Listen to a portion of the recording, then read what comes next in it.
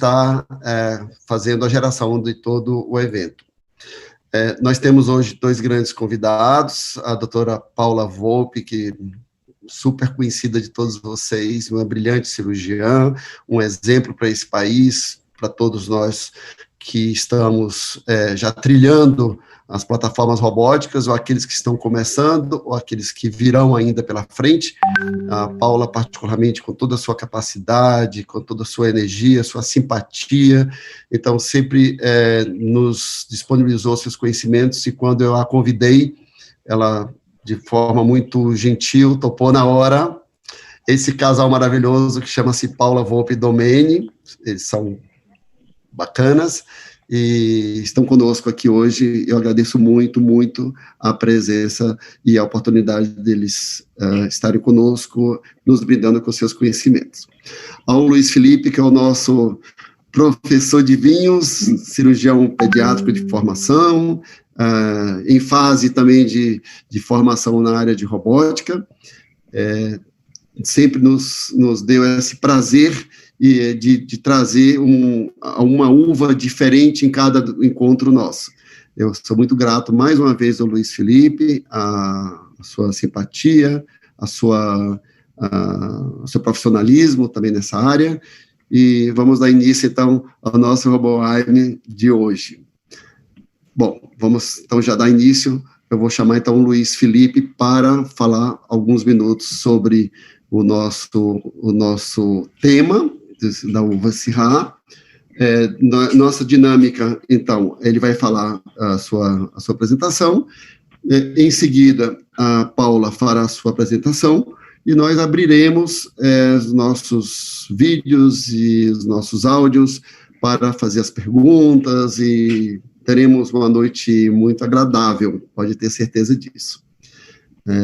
Peço a todos que fechem os seus microfones para nos auxiliar nessa dinâmica, e os vídeos podem opcionalmente ficar abertos, para ser uma alegria ver todos novamente.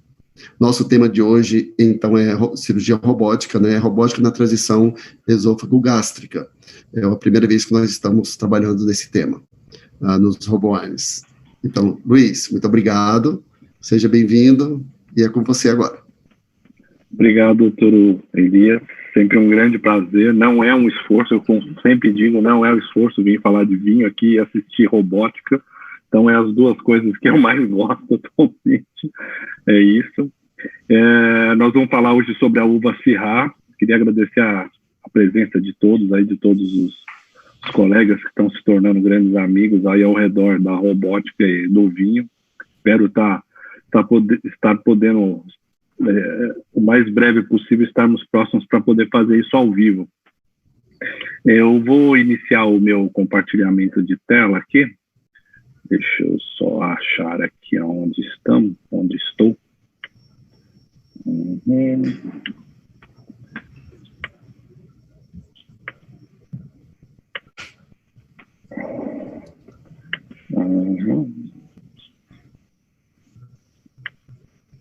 Não estava com autorização para compartilhar a tela, e agora eles conseguiram abrir aqui para mim. Aqui. Acho que todos conseguem ver aqui. Beleza? Sim. Perfeito. Então, hoje nós vamos falar da uva Syrah. Todos com Syrah na mão aí, então espero que podemos começar. Eu estou aqui com o meu. Então, nós vamos começar falando dessa foto aqui. Essa foto aqui é da colina de Hermitage, que nós vamos falar um pouquinho dela, na França. É o arquétipo aqui dos melhores Syrah do mundo, na minha opinião. A Syrah é uma uva nobre. Ela é considerada, dentre as uvas nobres, uma das mais nobres. Dá origem a vinhos tintos extremamente longevos, que algumas vezes rivalizam com alguns grandes Bordeaux, alguns grandes Borgonha. Eu já tive a oportunidade de estar em degustações com esses vinhos e realmente duram dezenas de anos e cada vez melhores, quando você tem vinhos com a uva Syrah, produzidos em regiões específicas. E da onde ela veio? Então, a gente sempre começa do nosso terroir, tá? Da onde ela veio, qual é a origem da Syrah. A origem é muito controversa, não se sabe exatamente de onde veio a Syrah. Ela tem algum parentesco aí com algumas uvas mais obscuras. Falam que o nome é derivado da cidade de Siracusa, tem essa hipótese. Quando tem muita hipótese, a gente, como médico, sabe que não tem uma verdade, né?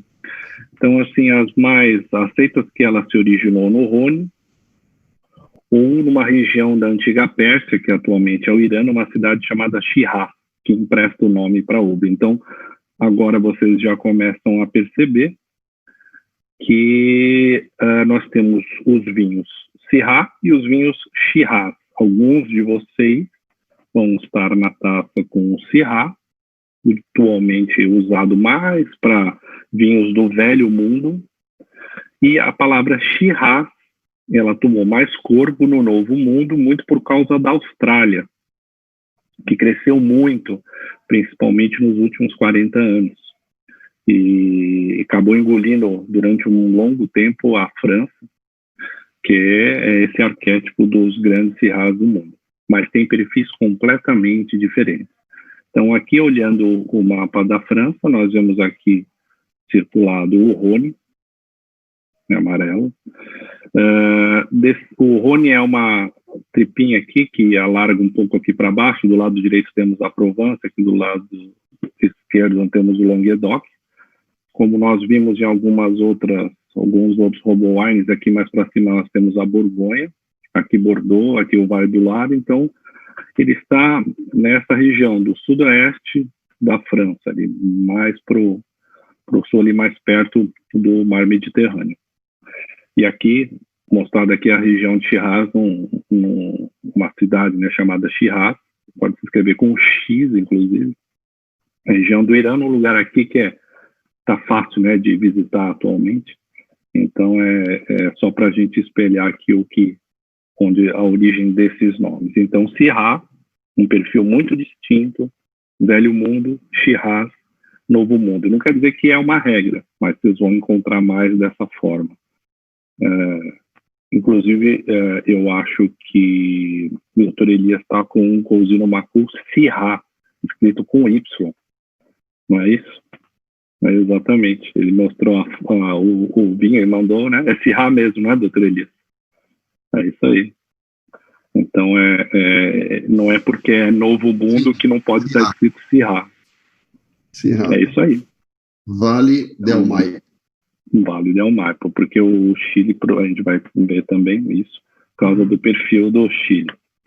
Bom, a gente já viu esse pequeno gráfico em algumas outros Robo Wines, né, que eu gosto sempre de comparar os tempos de maturação das uvas. Aqui a gente viu a Cabernet Franc da última vez que estava estacionada aqui, ela começa a amadurecer muito cedo e vai lá para perto da Cabernet Sauvignon, onde ela termina o período de maturação dela, ou seja, ela está propensa a um monte de problemas aí do vinhedo, como, por exemplo, a gente tem, no caso da Syrah, que sai um pouquinho fora, ela começa a brotar, esse aqui é um brotinho de Syrah,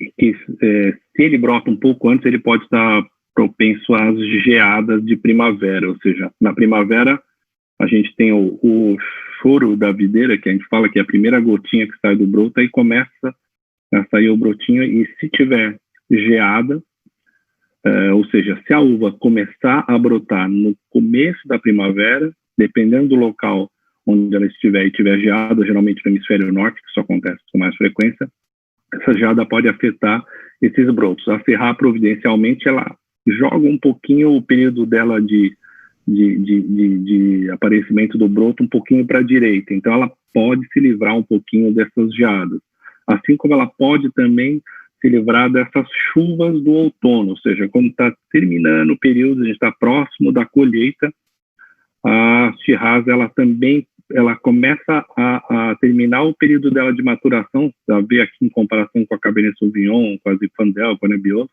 que estão mais propensas a essas chuvas, né, pegar essas chuvas no meio do final da maturação, no final da maturação, e nós sabemos que chuva no vinhedo perto da época da colheita não é uma boa coisa. Por quê? 2 motivos, principalmente. A chuva leva a umidade, como os senhores conhecem desde a nossa formação, umidade leva a fungo. Doenças fúngicas são doenças prevalentes e perigosas nos vinhedos.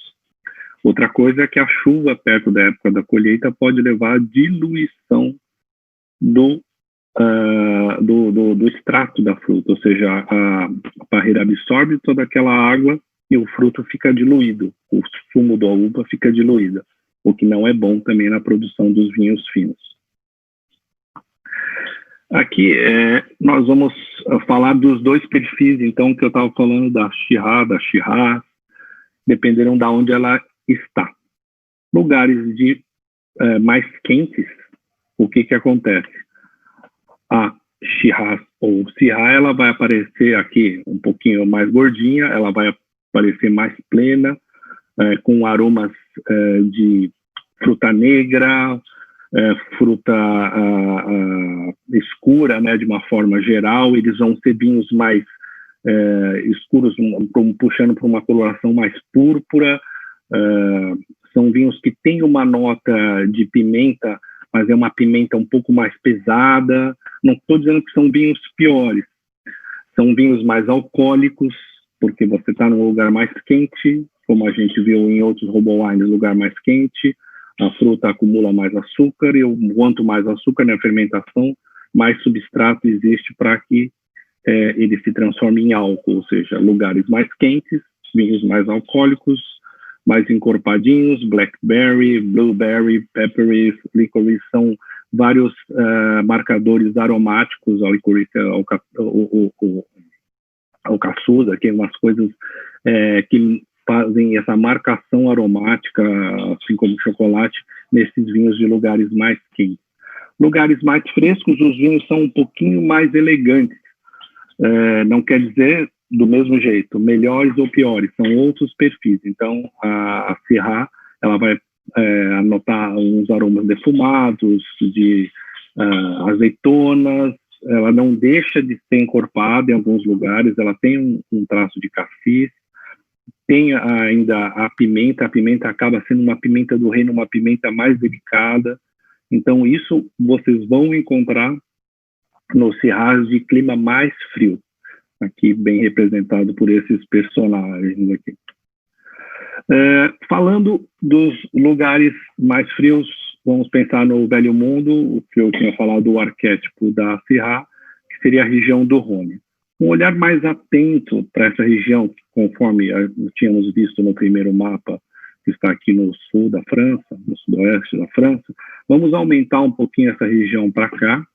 Vocês vão notar que o Vale do Rhône, ele se divide numa faixinha estreita aqui, que é o norte, e uma faixa mais larga que é o sul. Por quê? Essa faixa estreita aqui ao norte, ela é toda circundada de montanhas. Todo. O rio é muito próximo a ela, ao passo que aqui, o rio na parte de baixo, na parte sul, ele é um pouco mais longe dos vinhedos. Isso a gente vai poder ver nas fotos do norte que eu vou passar. Um olhar um pouco ainda mais atento a essa faixinha do norte. Por que eu quero me ater a ela? Porque a Syrah, ela é predominante aqui no norte. É um clima um pouco mais frio. Aqui no sul, as variedades que se adaptam a um clima mais quente, como a Grenache, a Syrah, a Mourvèdre, a Grenache, a Mourvèdre, a Cinsault, vão dar origem aos vinhos que são chamados de cortes. Por exemplo, Chateauneuf du Pape, nós vamos ter um corte de uvas, pode entrar 13 uvas. A Syrah pode entrar aqui, mas uma Syrah de outro perfil. A Syrah mais elegante, ela vai estar no norte. A Syrah do norte, vamos olhar um pouco mais atento até, inclusive, esse norte, e nós vamos ter a Côte-Rôtie, que são essas regiões aqui do norte, e a região de Hermitage. São as duas denominações vão dar origem aos vinhos mais elegantes, que são os melhores Syrahs, na minha opinião, da França, estão nesses locais. Vamos fazer um passeio por esse local, uma coisa antes eu gostaria de mostrar para vocês. Vocês estão vendo aqui o rio Rhône, ele está flanqueando aqui os vinhedos, e os melhores vinhedos, eles geralmente vão apontar na encosta para o sul. Tanto aqui em Côte-Rôtie, vai apontar para o sul, e aqui em Hermitage, que é uma faixazinha aqui, apesar de estar na margem direita aqui na margem esquerda, eles também vão apontar para o sul. Por quê? Para ficarem mais protegidos de um vento que desce aqui, chamado Mistral. É um vento frio que chega a atingir até 100 km por hora. Aqui, como não tem tanta proteção no sul, ele pode até dizimar, arrancar algumas barreiras. Por isso elas são plantadas mais baixas para se proteger do vento. Então, é importante a gente fazer essa menção ao Mistral. O Mistral acaba protegendo um pouco das doenças fúngicas, porque ele leva um pouco a umidade, mas tem esse problema de ser muito forte aqui no sul. E aqui no norte ele se protege um pouquinho por causa dessa exposição mais ao sul. Não sei se ficou um pouco confuso. No norte, exposição ao sul, no sul é mais aberto. Justamente para se proteger. Aqui é Côte-Rôtie. Côte-Rôtie, algumas fotos da Côte-Rôtie, vocês estão vendo aqui o rio, aqui no fundo, a proximidade aqui do rio, que é muito escarpado, né, muito encarpado, chega a 60, 70 graus de inclinação essas encostas. Vocês veem que as barreiras são muito difíceis de você cultivar nesse local, produção pequena, vinhos geralmente muito caros, ou seja, tudo tem um preço. Vocês vão conhecer um produtor muito conhecido aí, que pode estar algum na taça, e se tiver eu queria ver, porque são muito bons, pode me chamar para beber, que é o Guigal. Guigal é um grande produtor da região, produz vinhos fantásticos aqui nessa região, da Côte-Rôtie. O outro lugar que eu tinha mencionado é aqui, Hermitage. Ele vai falar, só tem essa colina aí. Pois é, essa é a colina de Hermitage, aqui é a cidade de Thann, Hermitage. Quem tiver a oportunidade de estar no Rhône, puder conhecer, é uma cidade muito bonita. É nessa colina aqui que vocês veem o rio, ele está flanqueando aqui o rio, a gente descendo naquele mapinha que a gente tinha visto, ele está aqui do lado direito, mas a inclinação, a exposição, que nós costumamos dizer do ponto de vista técnico, a exposição é a exposição sul. Ou seja, isso aqui está voltado para o sul, está mais protegido do vento e, inclusive, tem uma melhor insolação nessa exposição. Aqui é produzido um dos grandes vinhos que eu mencionei no começo, né, que é o Hermitage. O Hermitage, principalmente desse senhor Paul Jaboulet-Annet, produz o La Chapelle, que é um dos Hermitage dele, que eu acredito que é o vinho, um dos melhores vinhos que eu já degustei. Especialmente essa safra aqui, 85, a gente colocou com outros vinhos e ele passou por cima, assim, de elegância, corpo, tudo, e ia durar mais algumas décadas. Então, se alguém quiser anotar, esse é o nome, Hermitage do Paul Jaboulet-Annet, muito difícil de achar, muito raro, muito caro, mas é um vinho, se você quiser um dia provar um Syrah na sua plenitude, no seu esplendor, esse é um vinho que deve ser procurado. O outro lado da moeda, né? Nós vamos cruzar agora o mundo e vamos lá para a Austrália. A Austrália é o grande representante do Shiraz encorpado. Como eu disse, volto a precisar, não é melhor nem pior, simplesmente é um perfil diferente. Por que ele tem um perfil diferente? Geralmente, as regiões de Barossa Valley e McLaren Vale são assim. E como vocês acham que essa região ela é muito parecida com aquela que a gente viu ali da França, ou é uma região um pouco mais ensolarada, né? Então, aqui existe uma plenitude de luz solar. Eles vinificam, eles plantam aqui nas planícies, aqui algum outro morrinho um pouco mais plano, que tem muito aqui é deserto, né? 80%, 90% está aumentando, né? A região da Austrália é um deserto. Então, vocês viram naquele mapa inicial que fica tudo mais ao sul, né?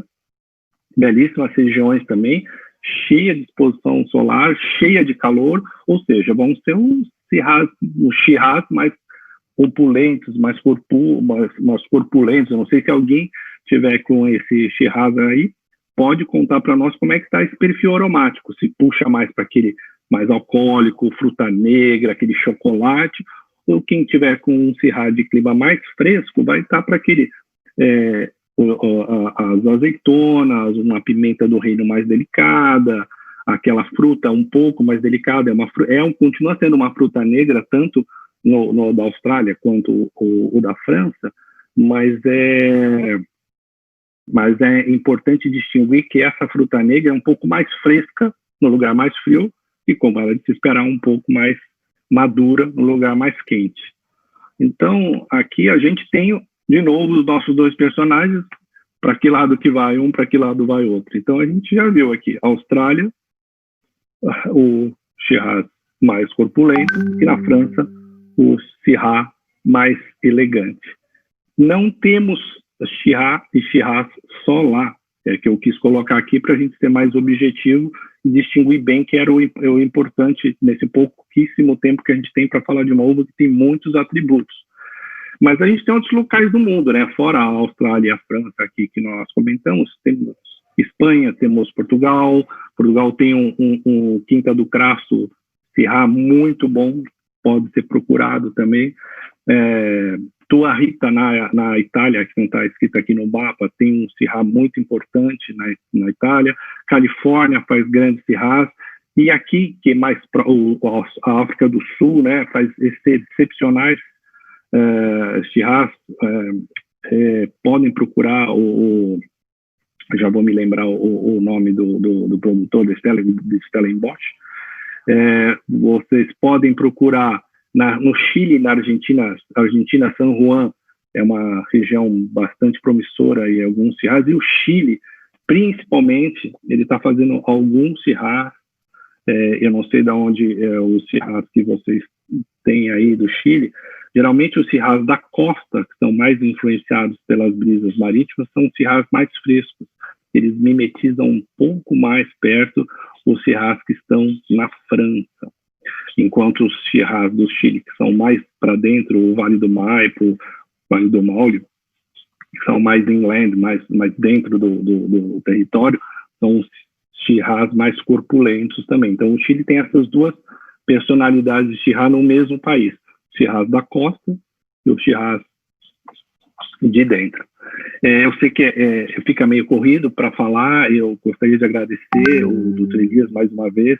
Eu tentei sintetizar, porque Syrah é um assunto extremamente vasto. Se a gente for começar a falar de Syrah, eu não paro aqui, porque tem Oregon, tem Washington, tem um monte de coisa que a gente poderia falar, mas a ideia do RoboWine é só a gente se divertir com o vinho e poder aprender agora com a minha professora Paula Wolff, que já tive a oportunidade de assistir cirurgias dela, e do meu professor Domene, que espero em breve estar trocando umas taças também, junto com todos vocês.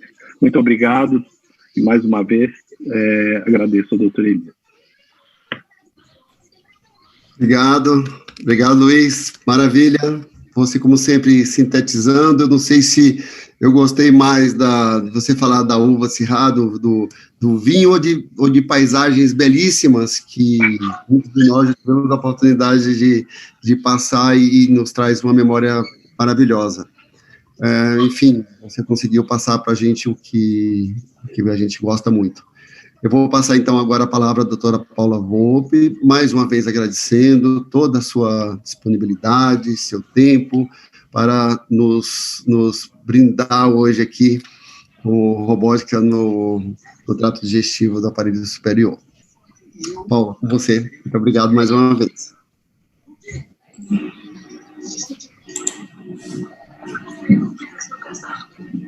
Boa noite a todos. Está todo mundo me ouvindo? Está me ouvindo, Elias? Sim. O que ouve? Está me ouvindo bem? Sim, ouvindo bem. Vocês estão me vendo aí, tudo certinho? Tudo certo, e também a sua tela. Então, tá bom. Eu queria agradecer ao Elias pelo convite, é uma honra sempre estar contribuindo com a experiência que a gente tem. E essa vez a gente ficou incumbido de falar um pouquinho da robótica na transição esôfago-gástrica. Então, eu optei por falar mais das reoperações, porque o que acontece? O robô, ele tem papel importante em qualquer cirurgia, mas nas reoperações, ele tem um papel muito importante e muito preponderante em relação à cirurgia laparoscópica. Então, eu vou falar um pouquinho das reoperações. Aqui, como vocês já sabem, são os tipos de deslizamento de hérnia, são os tipos de hérnia que nós temos. Mais ampliado. Hã? Colocar no modo ampliado a sua apresentação. Ok. Tá melhor aí? Deu? Tá, okay. Obrigado. Então, aqui são os tipos de hérnia, nós temos as hérnias de deslizamento, as paraesofágicas, a gente tem as hérnias mistas e a gente tem as hérnias mais complexas que vão cursando com o volvo. Então, a cirurgia, o refluxo é uma doença extremamente incidente, tanto aqui como no mundo inteiro. Os pacientes têm em torno de 90% de satisfação quando são submetidos à cirurgia do refluxo, porém, tem trabalhos mostrando de 3 a 10% desses pacientes vão ter algum tipo de reoperação. A cirurgia mais comumente feita, no caso de falha, é a fundoplicatura, e quando tem outras falhas, a cirurgia de excelência vai ser, vou falar um pouquinho mais adiante, é o Y de Roux. Os sintomas mais comuns na reoperação vão ser a queimação, a disfagia, regurgitação, e as anormalidades que a gente vai encontrar nas revisões mais frequentes são os deslizamentos, mau posicionamento da válvula, a migração para o tórax e a deiscência dessa válvula pode ser parcial e pode ser total. As revisões não têm um sucesso tão grande quanto a cirurgia primeira e sempre são um desafio para todos nós que fazemos. Então, aqui, mostrando para vocês as causas mais comuns de reoperação, que é a válvula intratorácica, né, o deslizamento, a válvula intratorácica, a válvula deslizada e o hiato apertado. Né? Como eu disse para vocês, 10% dos pacientes vão ser submetidos a algum tipo de reoperação, né? Alguns vão ser submetidos a mais de uma reoperação. O Y de Roux, quando se tem algumas reoperações, é uma cirurgia que é muito bem-vinda, ela resolve o problema, né? E outras opções são refazer a fundoplicatura, porém, tem gente que faz o cólis, a gente vai vendo aí, mediante a gravidade, o que a gente tem. Em termos de conversão para o Y de Roux, são cirurgias que têm uma complicação, uma taxa de complicação um pouco maior, porém, nessa casuística aqui, não houve mortalidade e com grau de satisfação relativo. Tá? Aqui é só para mostrar para vocês, tem muita gente que faz o cólis, tem pessoas que gostam do cólis, que é o alongamento do esôfago, se seria uma outra alternativa, nós não temos experiência com o cólis, tá? Em termos de estudo comparativo da laparoscopia convencional com a cirurgia robótica, os números são bastante parecidos, mas a taxa de conversão robótica, ela vem se mostrando muito baixa. Mas assim, vejam que o N comparativo, ele é muito baixo ainda, né? De qualquer forma, os índices de conversão são baixos.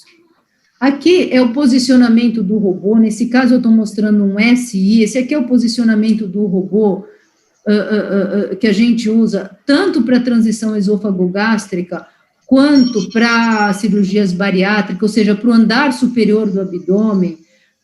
Nós usamos um afastador, que é um autostático, um afastador de Nathanson, tem muita gente que usa a vareta. No robô, a vareta, ela não deve ser usada, porque os braços do robô acabam machucando eventualmente. Então, assim, Aqui eu vou mostrar para vocês uma dissecção regrada. O que é dissecção regrada? É aquela cirurgia que é padronizada. A gente sempre começa pela direita do paciente e vem dissecando, tá? A gente vem dissecando por fora do saco herniário. O robô nos permite entrar dentro do mediastino. A gente vem acompanhando o plano. A visão tridimensional, ela é fundamental para a gente poder enxergar nesses casos, ela realmente faz bastante diferença. As pinças articuladas, elas ajudam muito. Vocês veem que eu estou dentro do mediastino, a gente está aqui dentro do mediastino e foi caçar o esôfago lá em cima. Isso é a coisa mais importante nesses casos de cirurgia, onde você tem um estômago muito dentro do tórax, é você ter anatomicamente o controle do esôfago. E o esôfago, e não ficar andando para lá e para cá, vai por fora do saco herniário, laça o esôfago e traz ele para baixo. E aí, a gente vem soltando as aderências. Aí, no caso, está desfazendo a válvula, então, uma válvula bem pequenininha, né? É importante se desfazer a válvula completamente, jogar ela inteirinha para o lado esquerdo, tá? E aqui o fechamento do hiato. O fechamento do hiato pode ser feito com etibond. Às vezes eu tenho preferência, o Domênio não gosta, mas eu gosto muito do fio farpado, acho que o fio farpado fica muito bom, né? E aqui o ajuste do hiato. Agora, um caso de dissecção não regrada. O que é dissecção não regrada? Então, depende muito do tipo de hérnia. Você vê aqui, você não tem muito a evidência dos planos anatômicos, então a gente vai dissecando do jeito que dá, né? Vem tentando trazer o estômago inteirinho no tórax, a gente vem tentando de um lado, vem tentando do outro, e vai liberando o saco herniário e vai tentando trazer o estômago da forma que dá. Precisa tomar muito cuidado para não começar a sangrar isso, porque se sangrar você não enxerga mais nada. E a mesma coisa, traz o estômago, vai buscar o esôfago, isola o esôfago, e é sempre dessa forma que nós mostramos. Então, assim, eu vou mostrar para vocês inúmeros casos. Esse caso aqui, depois eu vou ter oportunidade de mostrar um pouquinho mais adiante, é um caso bastante difícil, onde o estômago estava totalmente grudado lá em cima. Vocês veem que tem um edema nessa região, mostrando até um grau de inflamação. Então, realmente, são casos muito difíceis, e nesses casos é que eu digo que o robô faz muita diferença. Volto a dizer, sempre digo, precisa usar o robô de forma rotineira, precisa usar o robô nos doentes fáceis, porque senão um doente desse, a gente não vai encarar. Então, esse caso aí, olha, uma necrose do estômago, dá para ver a sonda, então, realmente é dramático, né, um caso bastante dramático. Esse paciente já tinha sido submetido a 3, 4 operações, e a gente foi operar esse doente, e finalmente, no final deu tudo certo, mas foi um caso bastante dramático. Causas de reoperação, né? Então, recidiva da hérnia, esse aí é o caso que eu mostrei anteriormente, da dissecção regrada, são causas de recidiva. A gente vê o plano, o robô, ele mostra para a gente uma coisa muito interessante que a gente não vê na laparoscopia, que é um plano totalmente diferente de dissecção. Às vezes você está olhando a cirurgia na televisão e você fala, nossa, mas está fora do plano, e não está fora do plano, está no plano exato, porque quando você tem a visão tridimensional, você enxerga diferente. É que nem quando você está operando aberta, e você vai lá fazer uma cirurgia laparoscópica, e de repente você começa a ver coisa que você na aberta não conseguia ver. Então aí, nesse caso, vai desmontar, a gente desmonta toda a válvula, né, mostrando, é extremamente importante que vocês desfaçam a válvula por completo, joguem todo o estômago, solta de um lado, solta do outro, o estômago, ele tem que ir jogar, olha que valvulinha minúscula, essa valvulinha aí não dá para nada, né, e ela tá solta do esôfago, né, então, isso aí, ó, o estômago inteirinho, e dá para ver aqui,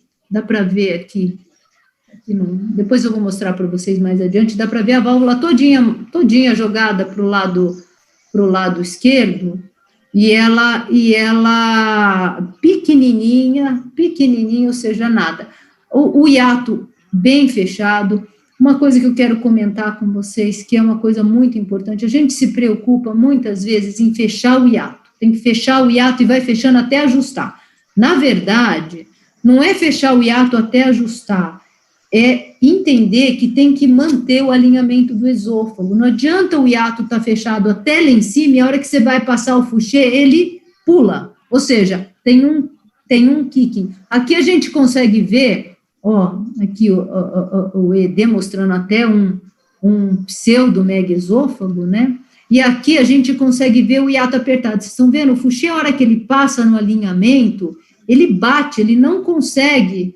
Vou voltar um pouquinho só para mostrar bem direitinho, porque isso aqui a gente usa, olha aqui, o Fouché, ele dá um pulinho, ele tem isso aqui não adianta dilatar, pode dilatar de novo, isso aqui não adianta, isso aqui tem que abrir e alinhar o esôfago, não é só fechar. Às vezes eu vejo o pessoal, não, sobe mais, aperta mais, não é sobe mais, aperta mais, é o Fouché, ele mostra exatamente, a gente tem que seguir a anatomia do esôfago, porque às vezes a gente fecha demais e, na verdade, a gente tem que fechar um pouquinho na parede anterior. Esse aqui é uma coisa bastante frequente, que é a pequena válvula feita só com a parede anterior do estômago. Isso acontece muito quando não se libera os vasos curtos, a gente não libera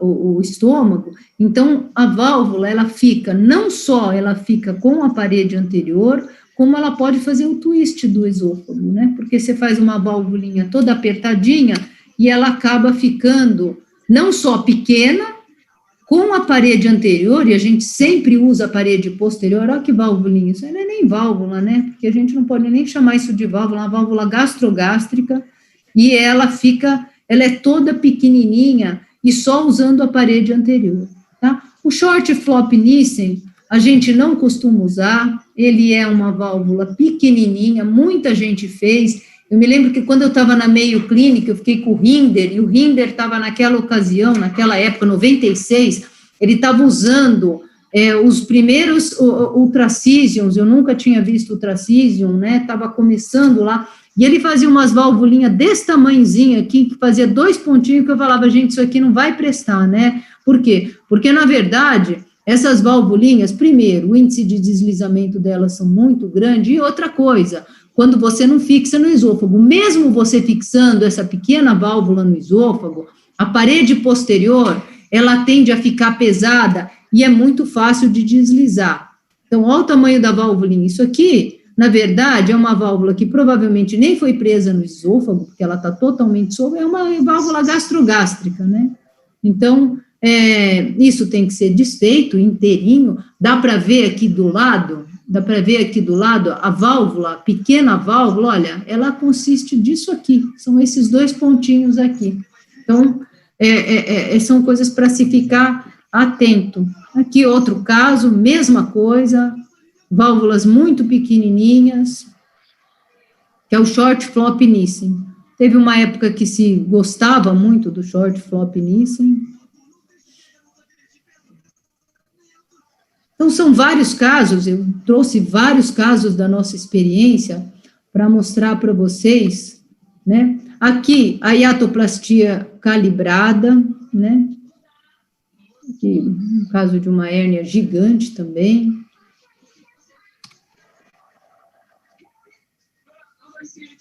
Minha redução. Aqui eu já estou mostrando para vocês um fechamento do hiato com fio farpado. Esse fio que a gente usa é um fio de prolene. Ele é só chato porque ele é muito grande, a gente não tem ele curto. Então, o manuseio desse fio é um pouquinho chato, porque ele fica enroscando, mas fica muito bom o fechamento. E sempre observem que não é o fechamento até onde fica justo, é o fechamento até onde o Fouché fica alinhado, você consegue passar tranquilamente pelo hiato, você consegue passar tranquilamente, e a gente vê que o esôfago está extremamente alinhado, né? Então, são vários casos que a gente trouxe aqui da nossa experiência, é um atrás do outro, como a gente faz muito, hoje fizemos um refluxo também, como a gente faz muito, a gente tem vários exemplos para mostrar. E sempre fazendo o Fouché dar o alinhamento, às vezes quando tem que fechar pela frente, é bom fechar. Então, nós costumamos fazer o long flop Nissen, tá? É um flop Nissen ao qual a gente faz um tupê, eu vou mostrar mais adiante para vocês, a gente faz um tupê, ou seja, tem uma fixação de cada lado do estômago, sempre a gente libera o fundo gástrico, a nossa válvula, ela tem em torno de 5, 6 centímetros, infelizmente, a gente não conseguiu achar, mas numa próxima oportunidade eu vou mostrar para vocês, a gente já fizemos isso, que é mostrar, primeiro, o fechamento do hiato com a imunofluorescência, que é um recurso que o robô tem, e também mostrar para vocês que essa área não fica isquêmica. A gente ontem procurou bastante esse vídeo, a gente não sei onde está, porque muitos vídeos, eu vou ter oportunidade de mostrar para vocês numa outra experiência, mas a gente já fez aqui, a gente injeta a indocianina verde, e a gente consegue ver que não tem desvascularização dessa área, apesar de falar assim, nossa, está desvascularizando muito, isso vai ficar isquêmico. Não fica isquêmico, não. E não só não fica isquêmico, como fica muito bom, vocês vão ver o conforto que o estômago fica quando ele é passado por trás do esôfago. Aqui, aquele caso que eu falei para vocês, aquela fundoplicatura curtinha, ó, que não mostra nada, né? E aqui uma válvula totalmente confortável, olha onde ficou a fundoplicatura anterior, nesse lugarzinho aqui, olha que coisa pequenininha. Então, aqui, vocês veem que o estômago está muito confortável, a gente não precisa nem mexer no estômago, porque ele não volta, ele está confortável ali onde ele está. Então, o fechamento aqui, a gente faz um tupê, 2, 3 pontos de um lado, 2, 3 pontos do outro. Com isso, a gente faz um tripé e faz com que se tenha uma diluição das forças de pressão. E a gente acredita que se tenha menos refluxo e menos retorno dessas válvulas. A válvula fica muito boa, ela fica grande, o paciente não tem disfagia, podem acreditar, a gente deixa esses pacientes com 15 dias de dieta líquida, dá a impressão que ele vai ter uma disfagia enorme por causa dessa válvula, e ele não tem disfagia, não entala, mas sempre lembrando que a gente testa o tempo todo, inclusive com a válvula montada, a passagem do Fouché, para ver se a válvula está bem adequada. Então, aí, a válvula mostrando o flop, é uma válvula grande, de 5, 6 centímetros, tá? Aí o aspecto final lá em cima, aqui um outro caso. Então, são vários casos da mesma forma. Fazendo um pouquinho de reflexão nas reintervenções, então, esse caso aqui é um caso interessante, nós operamos, na verdade, essa paciente foi operada, ela foi operada numa primeira vez, ficou bom, ela foi reoperada, uma recidiva, a gente consegue ver aqui a fundoplicatura, ficou bom, e ela foi novamente reoperada. Então, são 3 reoperações, né? Em termos eu vou colocar para vocês algumas coisas que a gente escuta muito e vou comentar cada uma delas, né? Então, a hérnia de hiato recidiva quando o hiato fica alargado. São verdades ou mitos, né? A hérnia de hiato, ela recidiva porque rompem os pontos da hiatoplastia. A tela evita muita recidiva, sempre usar a tela no hiato. Fixação do estômago no hiato. A gente vê muita gente fixando o estômago no diafragma e acredita que evite isso, a recidiva da hérnia de hiato. Não liberar o fundo gástrico evita a recidiva da hérnia do hiato e é possível fazer uma boa fundoplicatura. Não liberar os vasos curtos, também é possível fazer uma fundoplicatura bastante eficiente e a fundoplicatura curta, ela é suficiente. Então, vamos comentar um pouquinho de cada um. A gastropexia, ela evita a cirurgia, a recidiva da hérnia do hiato. Olha aqui esse caso, que interessante. A hora que a gente vai dissecando, a gente vai vendo, aqui está o diafragma e nós estamos soltando o estômago inteirinho lá dentro do tórax, parcialmente, bastante dentro do tórax, uma grande parte do estômago dentro do tórax, e a gente vê, à medida que a gente vai soltando o hiato, além de tudo, fica muito difícil da gente soltar o hiato, olha, vários pontos, então aqui tem vários pontos, ó, isso é um ponto fixando o estômago lá no diafragma. E isso não evitou, de forma nenhuma, o estômago de ir lá para o tórax. A gente vê aqui, conforme a gente vai soltando, que tem vários pontinhos dados, 4, 5 pontinhos dados, fixando o estômago no diafragma. E lá o estômago lá dentro do tórax. Então, não são tão verdades que a fixação do estômago no diafragma evita a recidiva da hérnia, né? Então, a gente consegue ver aqui a liberação do estômago, fica bem mais difícil, né, porque é uma dissecção que fica mais chata, né, por causa dos pontos, fica tudo mais grudado, e aí desfazendo outro ponto, então, a fixação, ela não foi suficiente para a gente evitar. A hérnia do hiato, ela recebeu, olha que interessante aqui, olha que interessante isso aqui. Aqui, a gente não vê o hiato alargado, ele está bonitinho, ele está fechadinho. E o estômago estava lá dentro do tórax com o hiato. A gente já sabe que aqui embaixo, ele não recidiva. Geralmente, a recidiva, ela é 1, 2 horas na região, olhando o hiato como um relógio, é lá que a gente tem o alargamento, é por lá que geralmente ele recidiva. A hérnia do hiato, ela recidiva porque a hiatoplastia, ela abre, a hiatoplastia está fechadinha aqui, ó, não tem nada aberto, e está recidivado da mesma forma. Então, a gente vê que não são tão verdades, né, as coisas que a gente ouve, né, está fechadinho, está ajustadinho e fechadinho, e recidivou assim mesmo. Uso da tela. Outra coisa que a gente também não acredita, ó, aqui, isso aqui é uma tela, isso aqui é uma tela, ó. Isso aqui é uma tela que está todinha na parede posterior, inteirinha, e está lá, tudo recidivado, com tela, com hiato ajustado e sem abertura da hiatoplastia. Então, esse caso é bastante elucidativo, né? Esse aqui é outro caso de tela. Nós habitualmente operamos muitos pacientes que têm tela, a gente acaba tirando as telas à medida que dá, né? Então, olha aí, ó, tirando a tela e com o estômago também lá dentro do tórax. Olha o buracão e olha a tela onde está. A tela está aqui, ó.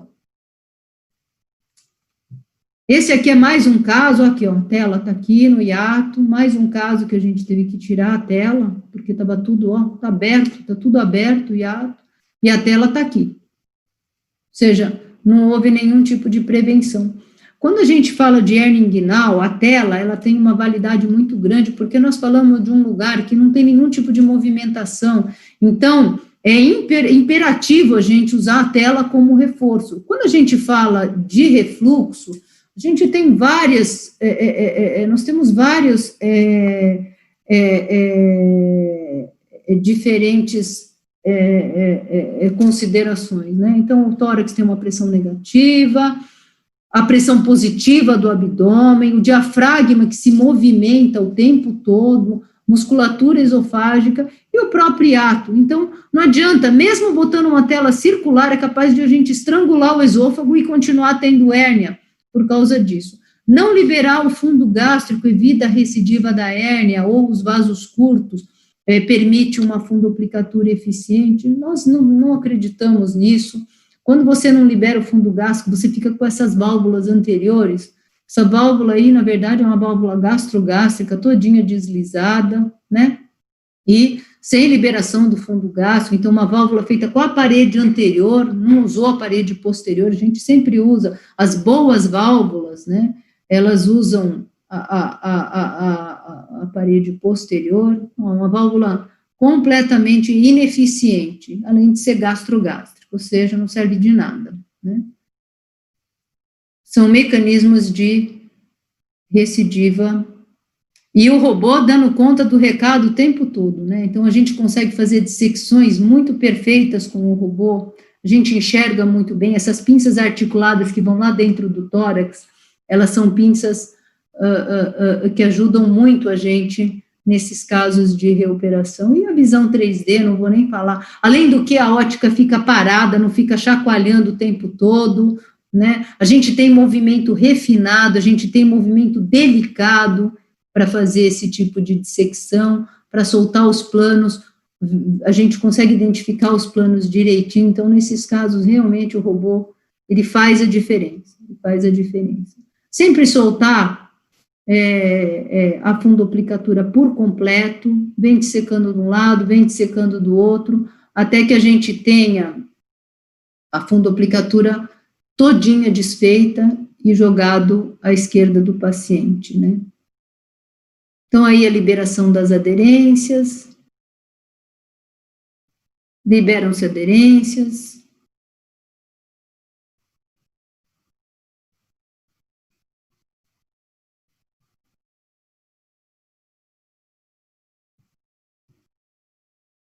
Libera de um lado, libera do outro.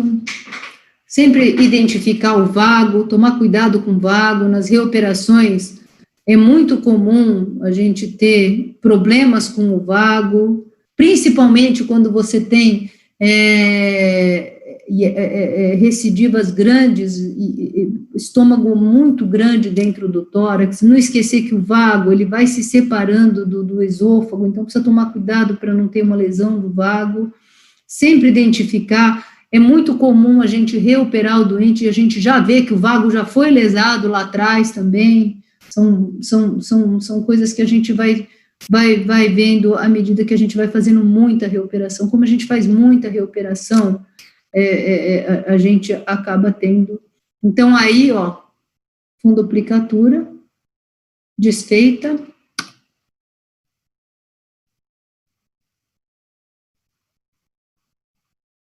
A liberação do fundo gástrico é fundamental para você fazer uma boa fundoplicatura.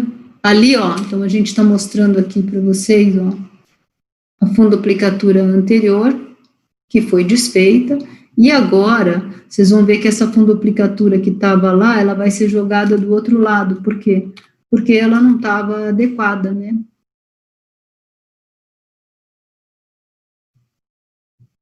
A fundoplicatura inteirinha que estava feita, ela fica do lado direito do paciente. E aqui a gente, com o estômago bastante adequado, vocês veem que o estômago, agora que você libera ele fica confortável, você não precisa nem segurar ele, porque ele não vai embora, ele não cai. Então, como eu disse para vocês, né, mostrando para vocês fixação de um lado, fixação do outro e o fechamento. Então, o tupê Nissen, é isso que a gente faz hoje em termos de escolha cirúrgica, né? Então, aqui a convecção da fundoplicatura, a gente puxa bem, traz a parede posterior, e uma fundoplicatura grande, onde o estômago está totalmente confortável, você não precisa ficar segurando o estômago, porque ele não volta.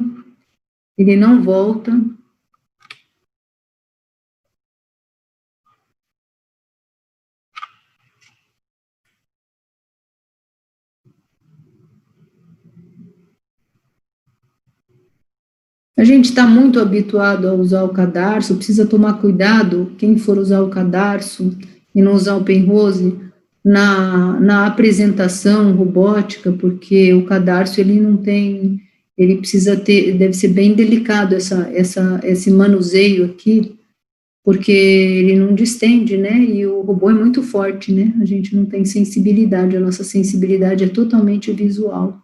Então, aqui só para mostrar para vocês anatomicamente como é que fica, fundoplicatura muito confortável, grande, e vocês veem que o fundo gástrico que foi liberado, ele está desse lado, ou seja, você não consegue fazer uma válvula dessa se você não liberar adequadamente o fundo gástrico, né? Então, aqui, começando o tupê, são 2, 3 pontinhos de um lado, 2, 3 pontinhos do outro, e faz, no fim, o Nissen. Sempre a gente usa quando vai fechar o Nissen, a gente sempre usa o ancoramento esofágico, nunca a gente dá ponto de um lado do estômago e do outro lado, sempre passa pelo esôfago, a válvula fica mais bem fixada, a chance dela recidivar é menor.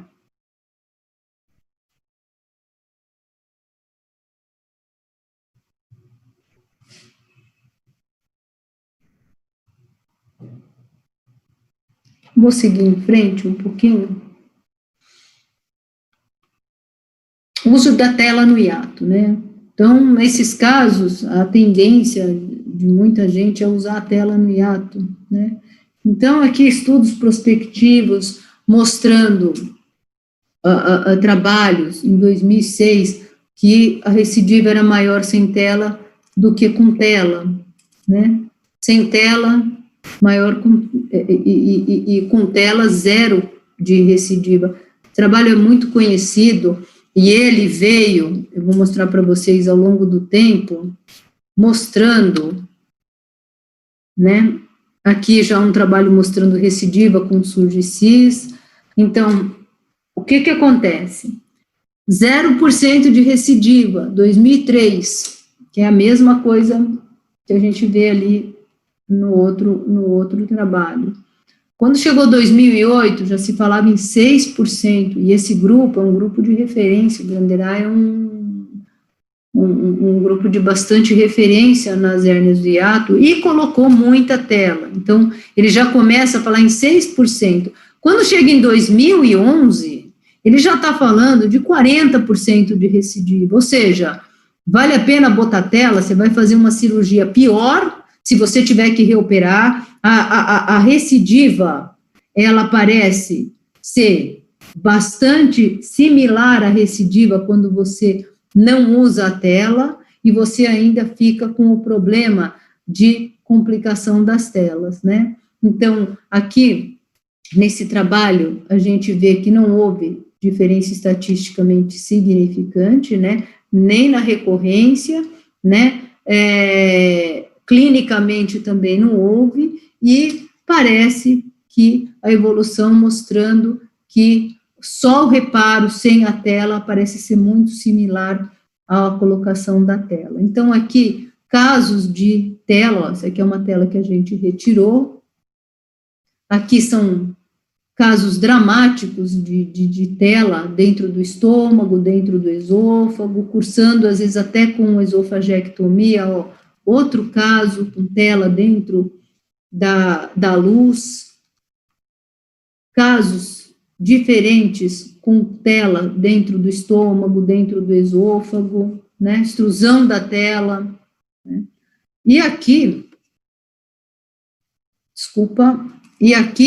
esse caso foi muito dramático, porque a tela foi para dentro do esôfago, esse paciente foi submetido a uma esofagectomia, esôfago-gastrectomia, por causa dessa tela que entrou, foi para dentro do esôfago, do estômago, e esse paciente teve que fazer um esôfago-colo. Então, são dramáticos os casos que a gente tem de tela, né?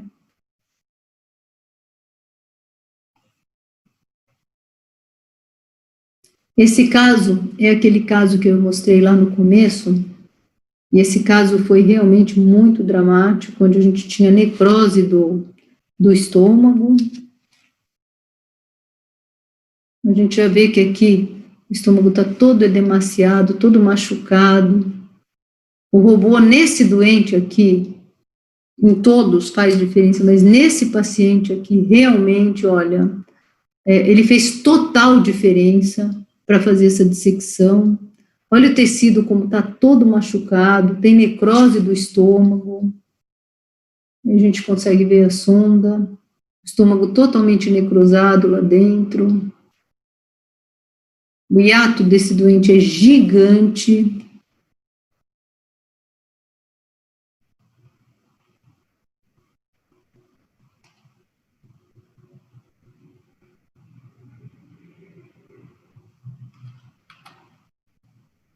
E aqui o fechamento do hiato. Nós fizemos esse fechamento foram aproximadamente 90 pontos para fechar. Então, você vai fechando do jeito que dá. Você vai fechando de baixo, você vai fechando lateral, você vai fechando diagonal, você vai fechando do jeito que dá e vai ajustando. Eu não tenho certeza se colocar uma tela, nesse caso, mudaria alguma coisa, né? A gente acredita que não. A gente acredita que o fechamento, quando ele foi terminado, ele ficou bastante adequado. Um reforço de tela não nos parece que mudaria essa evolução. Então, a gente vai fechando do jeito que dá, vai fechando de diagonal, vai fechando o hiato por trás, vai fechando o hiato pela frente, e ele vai chegando, devagarzinho ele vai chegando, ele vai tirando a tensão, e ele vai chegando. Esse realmente foi um caso muito dramático para o paciente, mas ele ficou bom, ele ficou bom.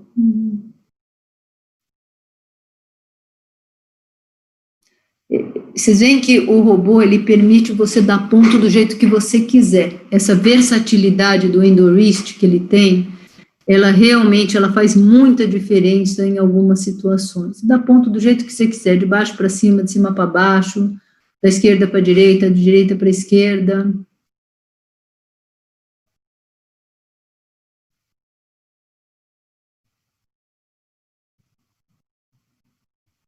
E vem ajustando. Foram exatos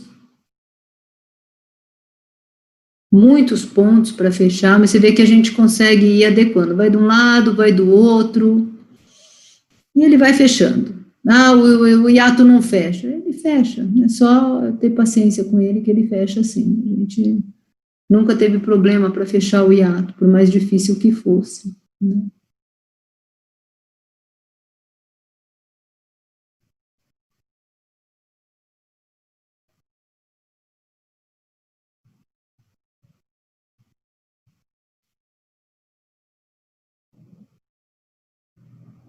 E aí ele ficou bem ajustado.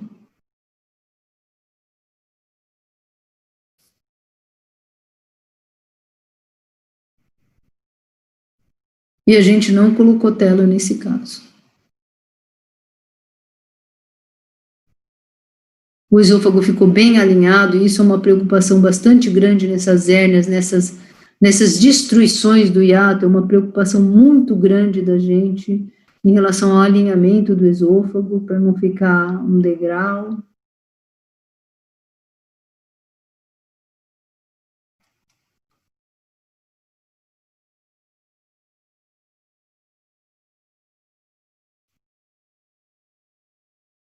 Normalmente a gente faz esses pontos separados e depois vem fazendo uma sutura contínua. Ele funciona que nem uma tela sem ter tela, né? Na verdade, né?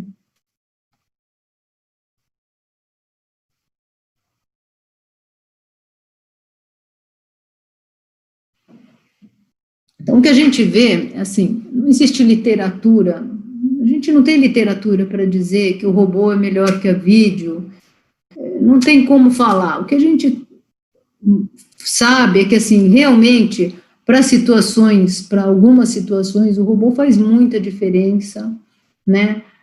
À medida que você vai ficando confortável, esse negócio de falar que demora mais uma cirurgia com o robô, isso é, à medida que você vai tendo experiência, a gente já sabe, olha, nas obesidades, a gente faz mais rápido uma obesidade robótica do que faz laparoscópica hoje em dia, de tanto fazer, né?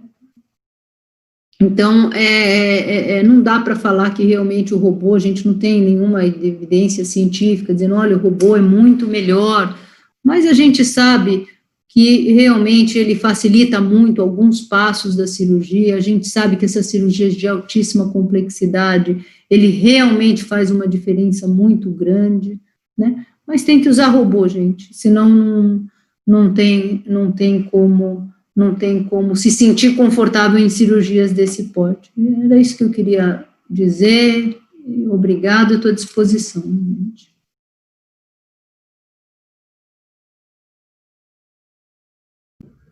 Muito bem. Eu acho que Paula conseguiu fazer uma brilhante apresentação e, de alguma forma ou de outra, foi super didático, né? Porque porque falou de um assunto complexo e falando de vídeos e, bom, enfim. Eu deixaria aqui aberto para os comentários, agradecer a Paula pela forma brilhante que ela apresentou, e agora eu deixo aberto aqui alguns comentários, algumas perguntas. Nós temos aqui uma turma de colegas que fazem aparelho digestivo alto, temas como falar de telas, etc., não é nada tão simples, a gente sabe disso.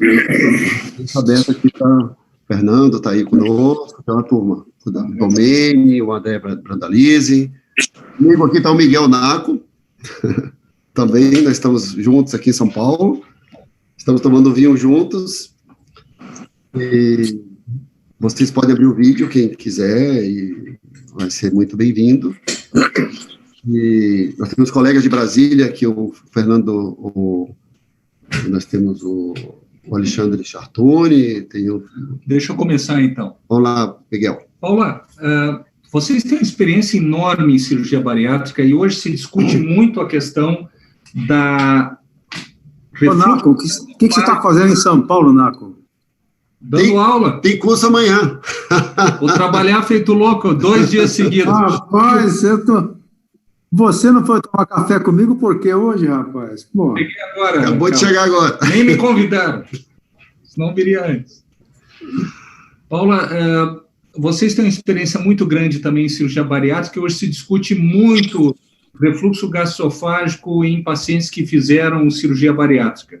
Claro que a ênfase é nos pacientes, mas eu queria saber de vocês se vocês têm experiência, têm visto pacientes com bypass, né, com doença do refluxo gastroesofágico de difícil controle, e o que se poderia projetar para esses pacientes, poderia falar também dos pacientes com sleeve. A gente tem reoperado alguns pacientes com bypass, mas aí, assim, olha, em geral, sempre tem uma causa para você ter esse refluxo, né? Pode ser que você não encontre, mas a gente sempre procura. Então, por exemplo, a gente vai lá, estuda essa alça, como é que foi montada essa cirurgia, vê se o estômago não está dentro do tórax, a gente avalia se não tem um candy cane muito grande, porque o candy cane, a comida fica parada ali, a gente vê às vezes, nós tivemos casos de ter um candy cane enorme, causando refluxo, a comida fica ali represada e acaba fazendo refluxo, né? Então, assim, vê se a alça não está muito curta. Então, eu acho que primeira coisa, vê se não tem nada obstruindo ali, ou uma suboclusão, causando, na verdade, funcionando como uma parada da harmonia desse trato digestivo. Então, assim, primeiro, eu acho que a gente tem que investigar possíveis causas de refluxo para o bypass, tá? Nos nossos pacientes, nos pacientes que a gente avalia, eu acompanho a grande maioria dos doentes nossos, do nosso grupo, que nós fizemos, eu tenho muito, olha, praticamente não tenho refluxo. Quando tenho, é alguma coisa assim, tem uma úlcera na anastomose, então o paciente tem um esvaziamento mais retardado e aí aquilo funciona como um refluxo. Mas a gente não tem pego esses pacientes dentro do nosso grupo. A gente pega pacientes que chegam para a gente, que são esses pacientes que a gente faz o estudo. Então, sempre fazer um estudo radiológico, o estudo radiológico é fundamental, porque às vezes você faz endoscopia e você não consegue ver nada. A hora que você faz um raio-x contrastado, é aí que você faz o diagnóstico do doente. Você vê a alça, você vê se não tem um candy cane muito grande, você vê se o estômago não deslizou e não entrou todo o estômago para dentro do tórax. Então, essas foram as causas mais frequentes que nós encontramos. Às vezes, a gente consegue ver lá embaixo, tem algum tipo de aderência que está funcionando como um retardo do esvaziamento. Então, são essas as causas mais frequentes que nós encontramos em se falando do refluxo. E aí o manuseio é dependendo de cada causa, né? Não sei qual é a experiência de vocês com isso. Não faço cirurgia bariátrica, Paula, mas recebemos pacientes, né? Então, é por isso que eu estou falando, porque todos nós recebemos pacientes, né? Então, são pacientes complexos aí para decidir, porque, em tese, o bypass é uma cirurgia, entre aspas, anti-refluxo, né? Então, o sleeve é muito comum, a gente pegar sleeve com refluxo é assim, é extremamente comum. A gente pega paciente com refluxo de difícil tratamento, alguns você vê que a gente consegue com medicação contemporizar, mas tem alguns refluxos que você não consegue tratar, aí vira um bypass, a gente indica para transformar num bypass, que aí você consegue ter um resultado melhor. Marco, se me permite, o pessoal do sleeve hoje está batendo no pessoal do bypass por conta exatamente daqui. O bypass tem refluxo, tem esofagite, tem Barrett, tem um grupo muito grande no WhatsApp de Clube Nordeste que, enfim, está discutindo bastante isso. E a grande verdade é o seguinte, tem refluxo em qualquer tipo de cirurgia. A gente sempre fez um bypass com um curto gástrico pequeno, sabendo desde sempre que a gente trata refluxo há 40 anos. A gente sabe que o Y de Roux, para tratar refluxo, quando o estômago é grande, também não funciona. Então, quando você trata múltiplas restritivas de refluxo com o Y de Roux, com o curto gástrico grande, você vai continuar com refluxo grave. E eu vou dar um exemplo importante. A gente fez Y de Roux aos milhares, fizemos o Scopinaro, né, com o estômago relativamente grande, muitas vezes. E, acredite, a gente tem pacientes com isso e com muito refluxo, com o estômago grande. Então, tem que tomar muito cuidado com isso. A Paula pode continuar comentando isso, porque é muito importante. Paula, comenta, por favor. No Scopinaro, a gente tem, e eu que acompanho os nossos doentes, a maioria dos doentes eu que acompanho, no Scopinaro a gente tem, por causa daquela estase, daquele estômago grandão. Então, isso a gente tem, né? São pacientes que, alguns deles, nós transformamos em bypass, por causa disso, aquela alteração de esvaziamento.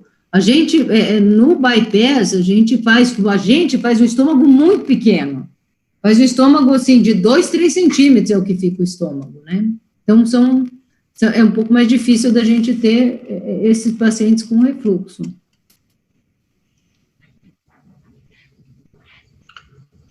Ok, quem gostaria de... Elias.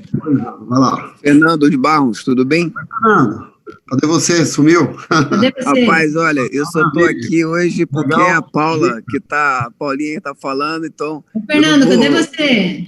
Eu não posso abrir meu olho, eu estou com uma criança em cada braço, Paulinha, não dá, né? Estamos aí entre amigos. Eu só estou aqui porque a Paulinha está falando aí, mas olha, sensacional a aula, muito boa. Eu queria fazer uns comentários e no final uma pergunta. Pegando o gancho caso, aí do... Fernando, esse caso é o caso que vocês fizeram, né? Sim, aqui no São Lucas foi realmente dramático. Foi dramático. Foram 92 pontos, 9 horas de cirurgia na mão de quem entende isso. Então, eu quero saber quem é o laparoscopista que faria aquela cirurgia ali por vídeo. Não faria, infelizmente, é a realidade. E aí é o que eu falo para o robô, né? A tal da evidência D é sensacional. Eu adoro a evidência D do robô. A gente não precisa de evidência para mostrar esse caso que foi horrível e que o paciente ficou muito bem até onde ele continua acompanhando. Agora... Ô, Paula, pegando o gancho desse caso em especial, esse paciente operou 3 vezes, botou tela, deu aquela necrose gástrica. A pergunta que eu queria colocar aqui é a seguinte, será que em que momento, eu estou dizendo paciente não obeso, né? Em que momento a gente não deveria já indicar o Y de Roux para esses casos mais dramáticos? Na segunda, na terceira reintervenção, será que não é a melhor opção, ao invés de fixar na parede, fixar no diafragma? Em que momento a gente já deve pensar direto partir para o Y de Roux? Olha, Fernando, isso é uma pergunta muito boa, até porque a gente já se deparou algumas vezes com isso, mas assim, eu acho que o Y de Roux, eu acho que você tem que pensar, à medida que ele vem, ele recidiva, e você vê anatomicamente, a hora que você vai fazer a reconstrução, que você não tem condição de reconstruir mais aquilo, sabe? Nós fizemos, alguns doentes, nós fizemos o Y de Roux e resolveu o problema, né? Antigamente se tinha bastante dedos em relação ao Y de Roux, mas o Y de Roux, para nós que fazemos obesidade, ficou uma coisa bastante tranquila de se fazer, né?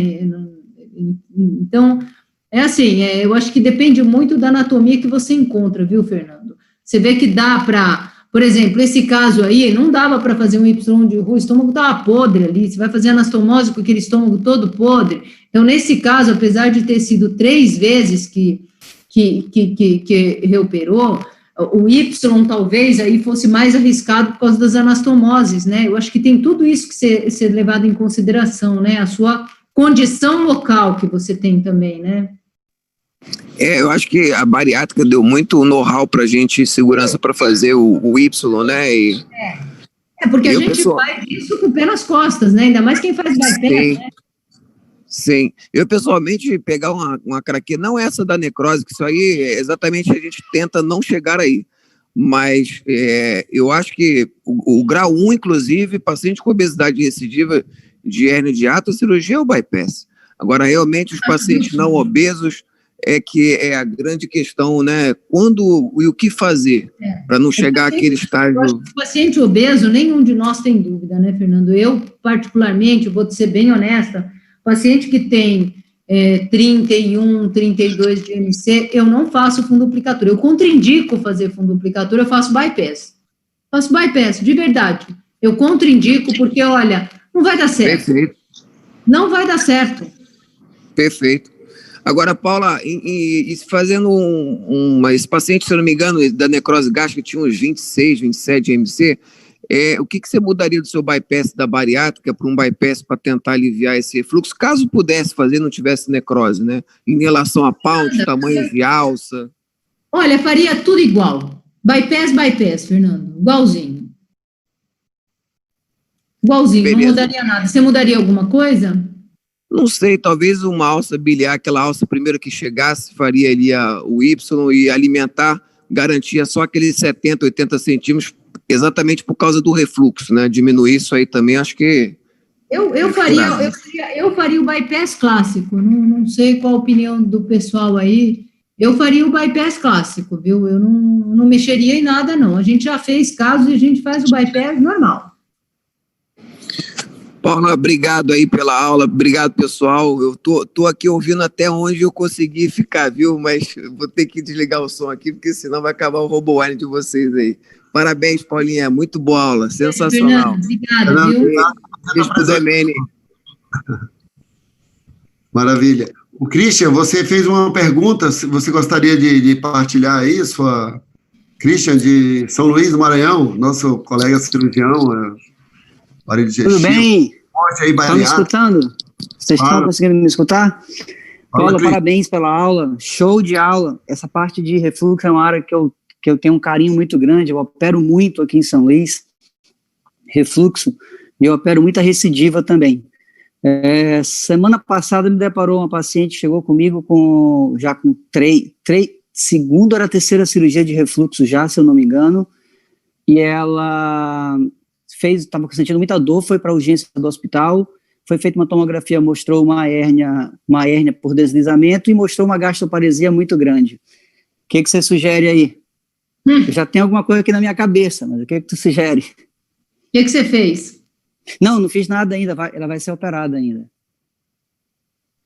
Se você tem uma gastroparesia disso aí, se você vê que não tem condição, faz um bypass, ué. É o que eu estou pensando agora, embora ela seja MC de 29, se eu não me engano, 28, 29. Não, mas mesmo assim, né? É uma conversa que eu... Olha, e MC de 28, 29... 28, 29, se eu não me engano. É gorda, viu? É gorda, viu? Não vem com essa, não. Ué. É isso que eu vou conversar com ela. 9, pô. Tem que perder 20 quilos. Ela tem que perder aí uns 10 a 15 quilos para ela ficar legal. É por aí. Mas eu acho que talvez você precisa estudar ela direitinho, ver se ela tem condição, ver se realmente esse estômago... Se ela tiver condição, você pode tentar uma fundoplicatura de novo, mas tenho certeza... Bom, já seria a terceira ou a quarta cirurgia, né? Eu vou ver... Eu imagino que eu tenho que fazer um desvio aí por causa dessa gastroparesia, né? Eu tenho que fazer algum desvio. É o que passa na minha cabeça. Essa gastroparesia, será que não é às custas de lesão do vago? Será que numa das do vago é uma possibilidade, porque já é a terceira cirurgia, né? Você vai ter que fazer uma cirurgia de esvaziamento e aí você não vai conseguir escapar do Y, não vai ter jeito. Então, é isso que eu estou pensando, que ela deve partir para alguma cirurgia de esvaziamento. Não tem jeito, porque a hora que você vai reoperar a gente pega a reoperação que a gente não acha o vago. É, verdade. Ué, fica tudo grudado. O cara vai lá, destrói o hiato, fica tudo grudado, o vago está no meio, às vezes vai embora. Talvez a paresia que você tá falando, talvez seja uma lesão do vago, e aí você não vai ter esvaziamento adequado se você fizer uma fundoplicatura, você não vai ter muita escolha, a não ser fazer um Y, penso eu. Eu estou imaginando que essa gastroparesia é lesão do vago. Eu não posso afirmar, mas para mim é isso. Por isso que eu imagino que eu tenha que fazer uma derivação. Então, você vai ter que fazer uma cirurgia que tem esvaziamento. A derivação, nesse caso, ela cai que nem um brinco, né? E tu manteria a fundoplicatura? Não.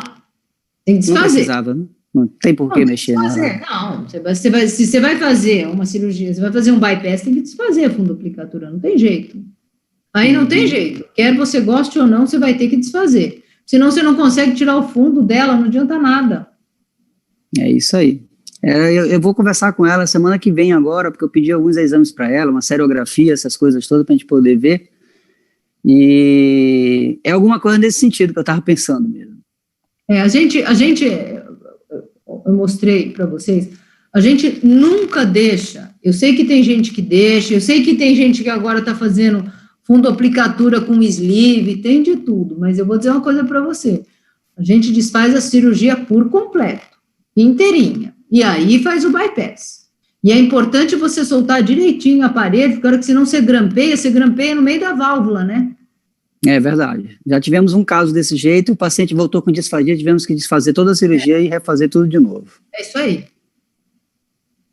Já tivemos um caso, foi um caso de Valadão, e isso tem uns 5 anos, eu lembro disso, desse paciente. Pois é isso aí. Pois parabéns, show de aula, uma parte que eu adoro, a parte de refluxo. Quando o paciente chega para mim com refluxo, parece que o meu cifrão não é o dinheiro, é a cirurgia. Aquilo ali, para mim, é show, aquela cirurgia para mim. Parabéns, hein? São cirurgias muito desafiadoras, né, onde a gente tem que preservar muito bem a anatomia dessa região, dissecar com cuidado e reconstruir toda a anatomia, né, dessa região da transição, né? São cirurgias que são realmente muito desafiadoras, né? Verdade. Paula, posso perguntar? Claro! Deixa eu perguntar uma coisa. Eu tinha feito a pergunta aqui no... Olha, eu ia passar para você. Eu ia ver aqui. A gente tem, sei lá, a gente tem a experiência de fazer bebê. Os neuropatas. Eu vejo uma diferença muito grande quando você vai operar um espástico e um flácido. Vocês têm, são algumas perguntas. Alguma particularidade? Vocês veem alguma diferença entre operar... Não sei se vocês operam tanto paciente neuropata, tem que fazer válvula... flácido, espástico, se você já teve a oportunidade de reoperar algum, de repente algum que eu fiz, que a válvula não ficou tão boa. Não tenho experiência. Não sei se algum colega tem, eu não tenho experiência, não. A gente tem, assim, se ele for tão, uma das coisas que pode se pensar, eventualmente, você faz fundoplicatura total também? Você faz Nissen ou você faz Linde? Você faz tudo? A gente faz Nissen para as crianças, e uma coisa também que eu ia te perguntar, assim, o primeiro ponto a gente passa no esôfago. Também eu faço 3 pontos, né? Porque no nenenzinho ali, às vezes 2 pontos eu consigo fazer uma válvula de Nissen enorme. Então, assim, o primeiro ponto eu passo no esôfago. Quando eu vou fazer 3 pontos, eu passo o primeiro no esôfago e os outros 2 estômago. A gente acaba não... Vocês passam todos. O melhor é ancorar no esôfago, porque você divide as pressões, né? Se você coloca só lá na frente, se aquele ponto cair, caiu tua válvula. E vocês já chegaram a fixar esse primeiro ponto lá em cima no diafragma alguma vez? A gente nunca fixa no diafragma. Tá. Não adianta nada. A gente fazia isso muito antes, com as crianças não faz mais. Fora que é uma coisa meio antagônica, você fazer uma cirurgia e ficar prendendo, né? A gente não fixa no diafragma, não, Luiz. Eu vejo muitos colegas fixando no diafragma, eu não acredito muito nessa fixação do diafragma, sabe? Até porque o diafragma, ele mexe. Sim, é capaz de você piorar a situação. Ele mexe, né? Então, eu realmente, a gente não fixa. Tá, joia. Paula, nós temos vários colegas nos acompanhando pelo YouTube, e se você der uma olhadinha, tem uma pergunta de um cirurgião colega nosso de Brasília, o Dr. Aristóteles Cruz, um grande cirurgião do aparelho digestivo, e ele pergunta se refluxo em bypass gástrico não está relacionado a uma esofagite por estase alimentar por mastigação ineficaz? Não, então, é isso que eu falei. Eu acho que, assim, estase alimentar, ela até prova em contrário, ela tem uma outra causa. Ela tem uma causa que está impedindo aquilo de esvaziar. Ou então, é um estômago muito grande, que a gente vê nos escopinários, que a gente fazia, a gente vê estase alimentar, mas estômagos grandes, estômagos que a gente deixa de 10 centímetros, aí sim. Estômagos pequenos, para você ter uma estase alimentar ali, tem que ter alguma coisa obstruindo, né? Não tem jeito, né? Você tem que ter alguma coisa que está impedindo aquilo de descer, né? Por isso que eu digo, acho que o raio-x contrastado pode ajudar bastante nesses casos, né? Ou tem anel, e o anel está lá segurando um pouco, ou tem um candy cane muito grande, ou tem alguma brida segurando ali, você tem um esvaziamento mais retardado. Então, eu penso que você tenha uma outra causa que está levando a essa estase, ainda mais no bypass, porque a gente usa estômago muito pequeno, né? Legal. Bom, a gente tem vários colegas aqui, o Alexandre Elias, que é fera aí em robótica e bariátrica, tem o Chartoni, tem uma turma boa aí. Poderia alguém comentar alguma coisa? Tem o Paulo Regina, tem uma turma que está conosco sempre aí, o Marcelo. Gostaria de comentar algo? Eduardo pegou no telefone e lá está. O pessoal está no vinho. Não, só para fazer um comentário rápido aí, doutora Paula, sempre um prazer ver suas aulas e seus vídeos, né? Você e o Domenic pegaram na nossa mão aqui no começo de tudo, e foi fundamental isso, né? Dar segurança para a gente ver. Hoje no consultório vocês estão falando, eu peguei um caso exatamente assim, o senhor obeso, com refluxo, uma hernia ventral também, e ele veio para querendo. Eu falei para ele que a cirurgia para ele era o bypass, não é o refluxo. A cirurgia do refluxo para ele vai ser uma cirurgia completamente diferente. Oi? É gordo, obeso? Obeso. Não era obeso mole, mas que ele é muito grande, né? 1,90 m e pouco, mas pesar pelo menos uns... Chega perto dos 32 de IMC. E eu conversei bastante com ele, expliquei o que ia ser e como é que ia ser o pós-cirúrgico, né? Ele não é diabético, não é hipertenso, não tinha nenhuma comorbidade. Eu falei para ele, olha, o pós-operatório do bypass é um pós-operatório, se você gosta de comer, na quantidade, gosta de comer, você precisa pensar bem, né? O que vai trazer isso para você? Mas eu já usei isso, usei Victoza, usei... Sim, eu entendo tudo isso, mas assim, você precisa entender o que você quer, né? Então, isso foi uma discussão que eu tenho com o paciente. Eu não sei se vocês têm também em relação a isso, quando o paciente não tem essa comorbidade e que quer tratar, né? Se vocês... acho que a restrição do glutão no pós-operatório é também um ponto que eles ficam meio pirados, né? Que eles tentam e fica... É difícil. Não sei quantos quanto no acompanhamento pós-operatório vocês já tiveram esse tipo de problema. Tudo bem que uns voltam a comer na quantidade que comiam antes, né, e ganham peso da mesma forma quando o paciente não é muito disciplinado, mas isso é uma coisa que interessante, e o paciente já tinha vindo de outro colega que tinha indicado fazer a fundoplicatura, né. Então eu deixei ele bem à vontade e falei para ele que para mim a cirurgia dele era do bypass, não era do refluxo. E com vocês foi que eu aprendi isso, vi isso mais no dia a dia, então isso é muito bacana.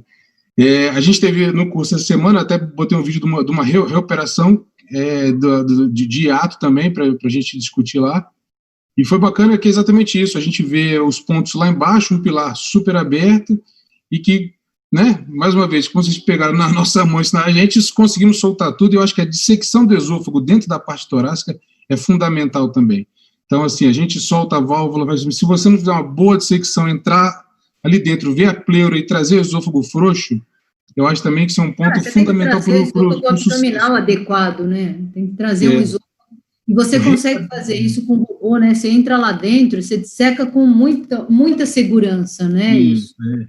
E assim, o desfazimento da válvula prévia também foi bem bacana, então a gente consegue ver, identificar os nervos, o vago, a gente viu tudo, então foi uma cirurgia bem interessante, né? A gente entra às vezes com um pouco de receio, mas depois que as coisas vão se clareando, a gente vai refazendo a anatomia, né? Isso também é uma dica super bacana, você refazer, voltar ao normal, ao que era antes, e aí recomeça a cirurgia do zero. Isso é muito bacana. Mais uma vez, parabéns aí, abraço, chefe, professor Domênio aí que está com a gente, sempre bom rever vocês e aprender mais um pouco.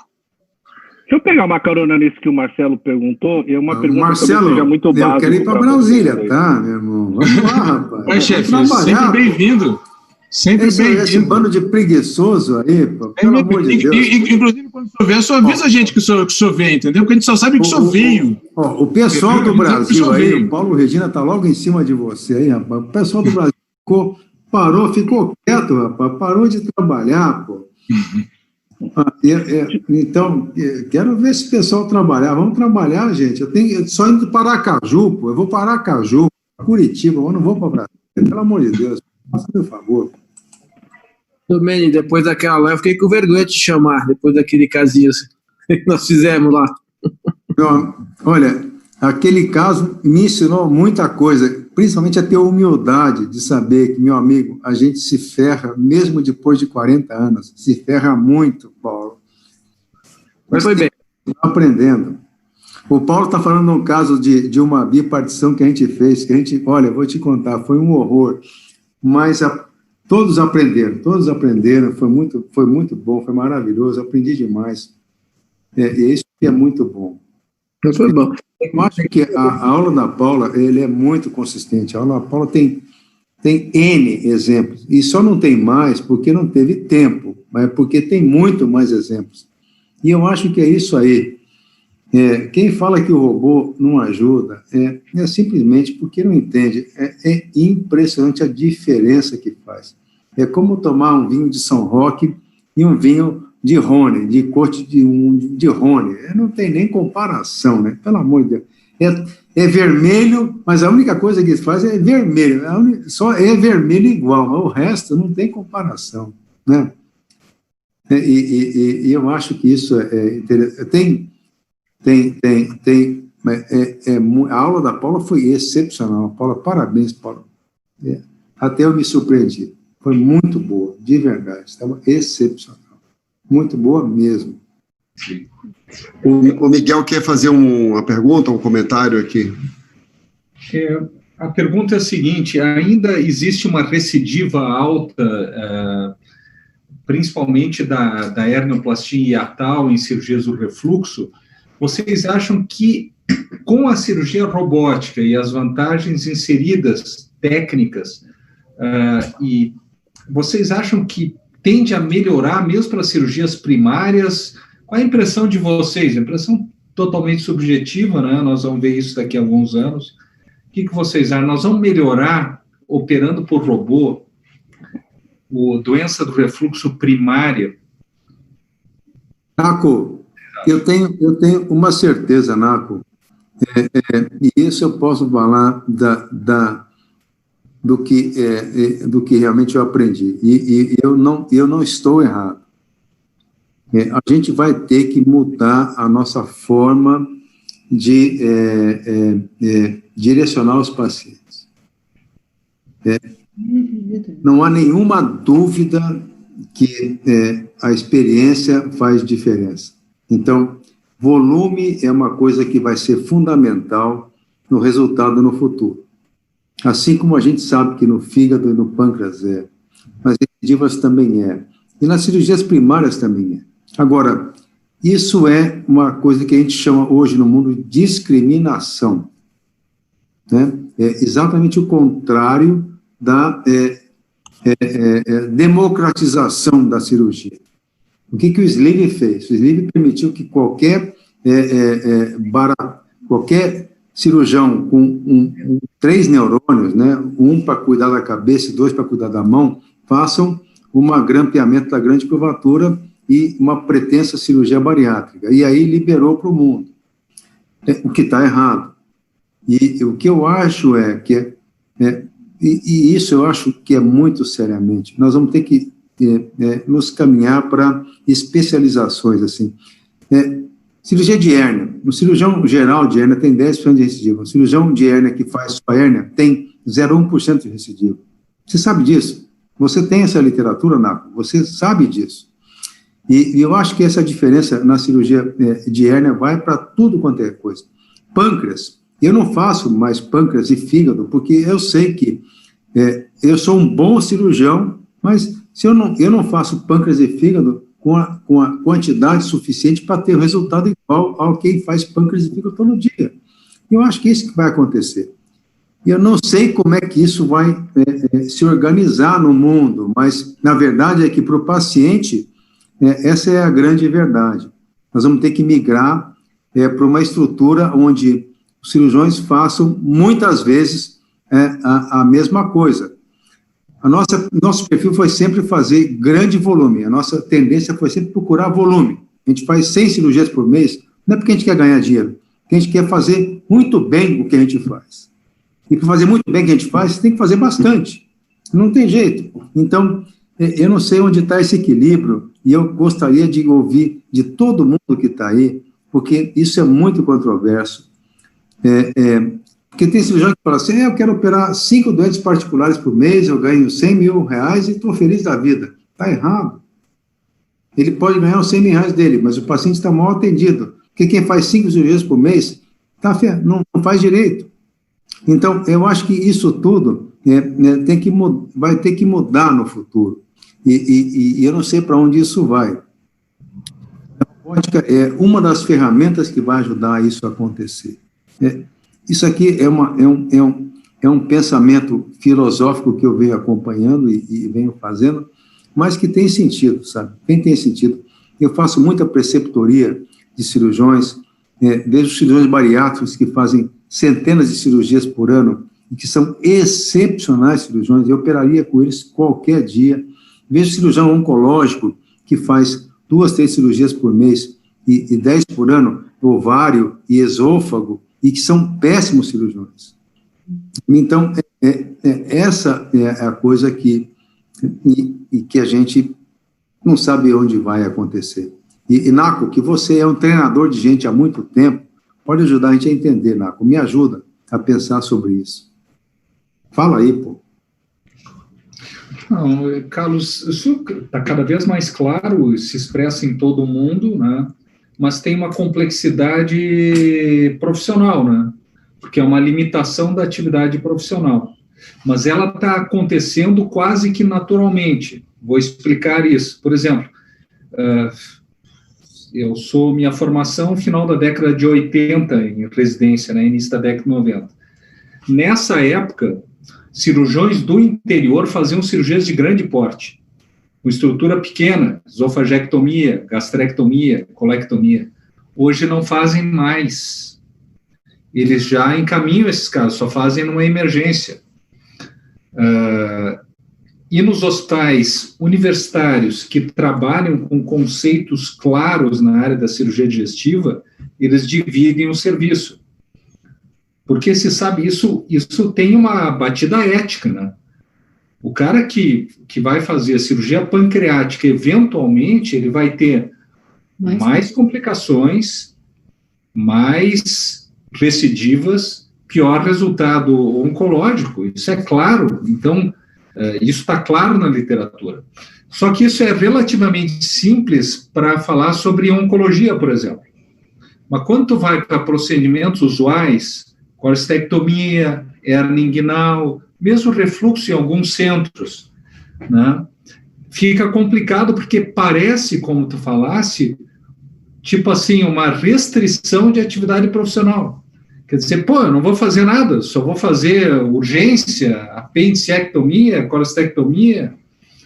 Então, isso é complicado. O grupo da hérnia que eu estou muito inserido, eu não tenho dúvida nenhuma, hérnia por vídeo é uma cirurgia que quem faz usualmente faz melhor do que quem faz eventualmente, tanto que nós estimulamos a pessoa a decidir, ou tu faz por vídeo, ou tu faz aberta. Se tu não fizer eventualmente por vídeo, tu vai operar mal. E bariátrica eu não tenho dúvida nenhuma, Carlos. Até porque a bariátrica envolve o acompanhamento do paciente, a análise precisa de caso a caso, que são muito complexos. Eu entendo que muitos colegas mantêm a atividade bariátrica, mas eu gosto muito de cirurgiões bariátricos de alto volume, que têm clínicas muito específicas, assim, porque na maior parte das vezes eles atendem melhor o paciente, tem muita experiência no atendimento e na cirurgia, operam muito bem. Isso é muito difícil, mas me parece um caminho, tinha um caminho meio sem volta, Carlos, com algumas áreas controversas, mas para cirurgias mais complexas, sem dúvida. Você vê que sabe quando eu aprendi isso, o Naco? Quando a gente começou, né, a ouvir sobre hérnia inguinal, que era muito diferente, assim, aquele centro, por exemplo, no Canadá, como é que chamou aquele centro do Canadá? A clínica Shouldice. De repente, você fala assim, um cara que tem 0,2% de recidiva, você tem 10%, 5%, tem um cara que tem 0,1%. Você tem que olhar e falar assim, o que está acontecendo no mundo, né, que mudou a nossa prática. E foi aí que eu comecei a pensar exatamente isso, né, que, infelizmente, né, practice makes perfect. Assim, você tem que fazer repetidamente, e quanto mais repetidamente você fizer uma coisa bem feita, não adianta fazer mal feita, vai melhorar. Então, isso tudo, vem aqui, o robô é, assim, um mero corolário disso. Eu sou fã de tecnologia, mas sou fã de técnica, mas mais ainda sou fã de clínica. Então, eu tenho que juntar tudo isso para fazer. Mas por que eu sou fã de robô? Porque o robô é a melhor coisa que eu posso oferecer se eu for um bom clínico, né, um bom investigador, um bom ser humano com o meu paciente, né, e oferecer a melhor tecnologia possível, juntar tudo isso. E o robô faz parte desse pacote, não há nenhuma dúvida. Vocês viram que a Paula mostrou vídeos excepcionais. Mas assim, por quê? Porque são casos que, bem referidos, e que você tem hoje nós temos a oportunidade de um caso maravilhoso. Hoje, e amanhã será outro, e depois de amanhã será outro, mas e eu fico com dó de quem não mergulhou nessa tecnologia, assim como a gente fica com dó, e aí o Naco está do Rio Grande do Sul, e no Rio Grande do Sul tinha aquele, que era o maior evento de gastroenterologia antes do Gastrão, que era como é que chamava? Jacade. O Jacade enfim, era o evento do ano. Todo mundo ia lá ajoelhado no Jacade, né? E no Jacade foi onde a gente levou as maiores pancadas da nossa vida. O Pinotti me chamou de maluco, ignorante, burro. O Pinotti, meu chefe, né, na Jacade, me chamou que eu fazia experiência Anina Nobile e tal, quando a gente começou com a laparoscopia. Então, a gente viveu tudo isso, e eu acho que a robótica está nesse mistério, mas eu sinto demais, tendo 64 anos de idade, 41 de formado, que os jovens com 10 anos de formado não enxerguem o que eu estou enxergando. A oportunidade de realmente fazer diferença rapidamente. Eu sinto demais isso, de verdade. Eu vou só dar um depoimento, isso que estão falando, uma parte foi quando o Naco falou que se ia melhorar. Eu acho que, por um lado, vai melhorar, porque o robô, ele exige, para a hérnia, por exemplo, refluxo, menos habilidade, entre aspas, né, do cirurgião. Então, eu acho que a câmera parada, todos os recursos tecnológicos vão facilitar, entre aspas, facilitaria, entre aspas, o uso do robô, em relação à formação dos colegas que estão fazendo, né? Certamente um cirurgião habilidoso laparoscopia para fazer uma hérnia inguinal ou mesmo uma hernia de hiato mais difícil, ele faz com mais facilidade com o robô. E o colega que daqui a 10 anos, 20 anos, não sei, se a laparoscopia acabar e ele começar com o robô, talvez a curva de aprendizado dele vai ser mais rápida, né? Eu falei isso outro dia numa webinar, que a primeira vez que eu vi isso tudo que vocês estão falando foi quando um exemplo que já é super conhecido, da gastrodema pancreatectomia nos Estados Unidos, né, que se tinha uma taxa de complicação de 38%, 40% quando se pegava no país todo. Eles criaram 300, 400 no país todo e se propuseram a encaminhar esses pacientes. A taxa de complicação caiu para menos de 10%. E eles treinaram as pessoas que ficavam ali, ficavam recebendo só isso, né. Eu espero que a gente consiga evoluir futuramente para isso, não só para gastrodema, mas para outras coisas, e que é o que o Domênio falou, as pessoas entendam o seu lugar no mercado e queiram crescer de uma forma, né? A gente, infelizmente, eu acho que não é a cabeça de todos, mas eu acho que é uma forma da gente desenvolver a medicina no nosso país da melhor forma possível, né? E continuar o que o Domênio mais faz, a doutora Paula também, que é compartilhar a generosidade do conhecimento com a gente, né? A cirurgia, como ele fala, a cirurgia de refluxo é se operar, eu vim aqui te ajudar a usar a máquina, né? E a gente, cada vez que olha uma cirurgia, a gente aprende uma posição diferente, um jeito diferente de usar pinça, de afastar o tecido, e eu acho que isso é que todo mundo tem que cada vez procurar absorver mais. A gente vê muita cirurgia e procura aprender cada vez mais. O negócio é aprender e olhar e agradecer quem divide com a gente esse volume todo que tem. Eu acho que você tem razão, amigão. O que antigamente a gente brincava assim, que o cirurgião estava operando assim, ele fazia assim para ninguém ver o que ele estava fazendo, né? Então, eu acho que nossa visão é exatamente essa, o contrário. Ter a generosidade de, assim que a gente aprender e aquilo realmente funcionar, imediatamente ensinar, passar para frente, educar. Eu acho isso fundamental. Para mim isso é urge, para mim isso é uma coisa assim que é uma necessidade, né, que eu faço com a minha equipe.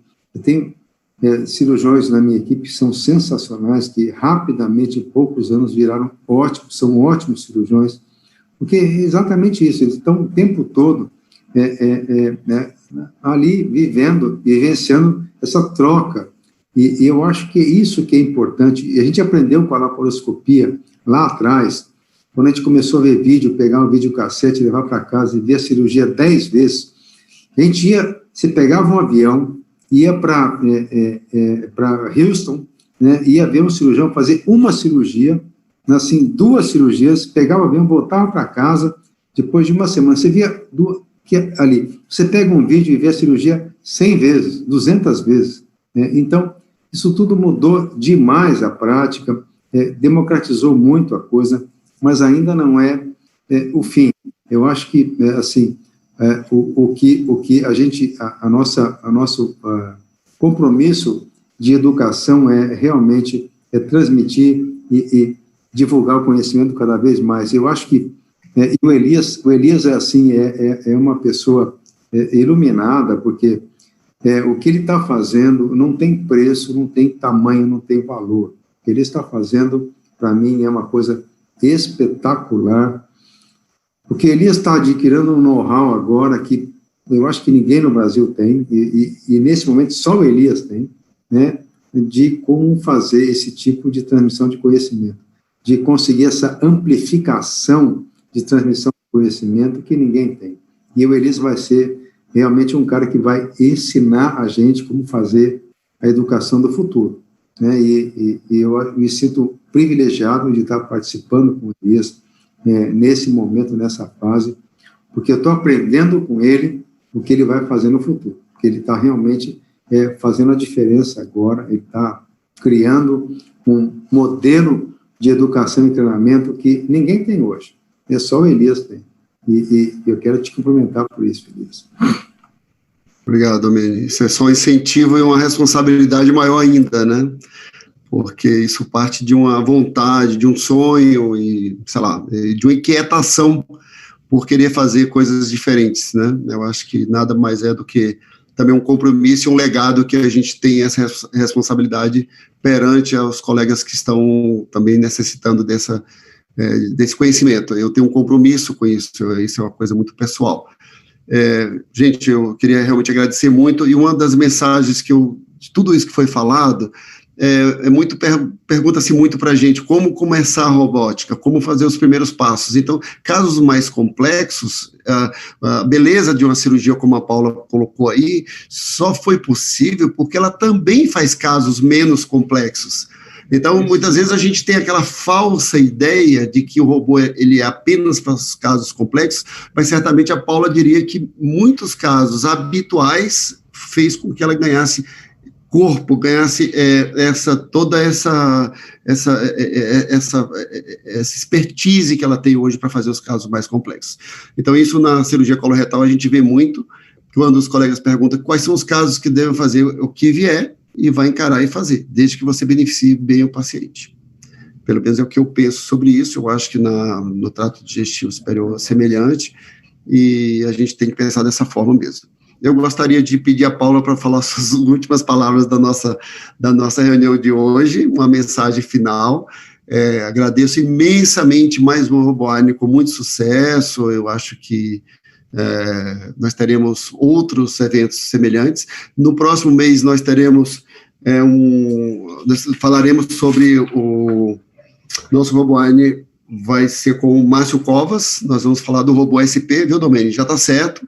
O Márcio Covas vai nos trazer tudo de single port, o que é possível, quais são os trabalhos que ele tem mais recente, as experiências mais recentes do serviço dele lá nos Estados Unidos, e certamente vai abrilhantar muito também o conhecimento da cirurgia robótica, que está previsto. Vai ter que ser o Zinfandel, então, né, Felipe? Vamos ver. Vai ter que ser o Zinfandel, né? Pelo amor de Deus, né? Hein? Hein? Pode ser. Está previsto. Zinfandel, né? Pelo amor de Deus. Pô. Na Flórida não tem vinho, né, pô? Zinfandel ou primitivo, dependendo de que lado que o senhor quer ficar, da Itália ou dos Estados Unidos. Eu quero ficar do lado da Itália, mas como você está nos Estados Unidos, vamos dizer Zinfandel, né? Vamos lá.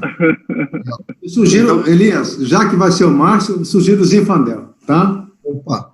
Então, Luiz, isso é com você. Então, no dia 9 está previsto o Márcio Covas, e no dia 26 de novembro está previsto o Alexandre Prado Rezende. Nós vamos estar falando de cirurgia hepatobiliar, pancreática, etc. Já está acertado também nosso RoboArne de novembro. Pediria a todos vocês que, por uma gentileza e uma deferência para o nossos palestrantes, que quem puder abrir o vídeo para a gente ouvir a palavra final da Paula, e nós vamos nos despedir por hoje. Gostaria só de lembrar ainda que tem uma avaliação que está aqui no nosso bate-papo, avaliação do nosso evento de hoje, e vocês podem sugerir temas, lembrando que o ano está acabando, mas o próximo ano nós teremos muitos temas interessantes nesse modelo que eu acho apaixonante. E mais uma vez o Chartuni não abriu a boca, né? O Chartuni hoje está só na tranquilidade. Mais uma vez ele não abriu a boca, né? Ô, chefe, eu só tento observar um pouquinho. Eu pedi até desculpa para a doutora Paula, que foi a minha primeira prótese, a primeira cirurgia, a doutora Paula que me ajudou, que eu realmente não consegui assistir a aula. Inclusive, eu estou em São Paulo, correndo atrás de algumas coisas na cirurgia da minha mãe, mas a princípio tudo ok, nada para a gente preocupar, não. Precisa de ajuda, alguma coisa? Não, tá tudo ok, chefe. A gente já tá tomando conta, depois eu comento com o senhor. Liga para mim, vamos jantar juntos, né? Pelo amor de Deus. Com certeza, eu estou aqui até segunda, pelo menos, a gente vai combinar. Quem sabe a gente adianta o Andel aí. Na segunda vamos jantar, vamos embora. Então, pronto. Você é meu convidado, hein? Então tá bom, excelente. Obrigado, e eu vou ver depois a aula toda no YouTube. Um abraço, chefe. Obrigado pela oportunidade. Paula, com você. Elias, eu só queria reiterar esse fim de evento. Realmente o robô, assim, eu acho que, da mesma forma que todo mundo está colocando aqui, locais de referência para cirurgias, ou seja, ninguém vai fazer uma pancreatectomia uma por mês, ninguém vai fazer uma cirurgia de hérnia uma por mês, que vai ficar a pior hérnia do mundo, vai ficar pior gasoduodenopancreatectomia. Da mesma forma, ninguém vai usar o robô uma vez por mês nos casos difíceis, porque se não usar de uma forma rotineira e se não tiver conforto com a máquina, ela tem muito comando, ela tem, até hoje, dependendo de quanto a gente opera praticamente todo dia, mas até hoje a gente de vez em quando puxa, peraí, o que é isso? Que botão que é esse? Porque tem muito comando e você, não é uma coisa assim, que nem a laparoscopia que está no chip. Até hoje a gente tem que de vez em quando parar para pensar como é que não é. Então, a única coisa que eu falo sobre o robô é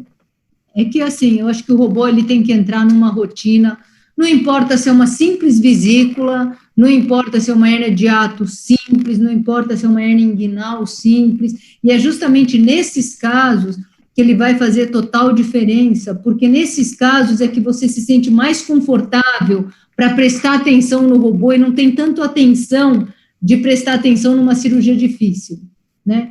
Então, eu acho que quem quer fazer cirurgia robótica tem que botar na rotina, tem que colocar na rotina do dia a dia de usar o robô. E é isso que eu queria falar, não sei se alguém tiver alguma pergunta, eu estou à disposição, quiserem vir visitar a gente aqui, será um prazer.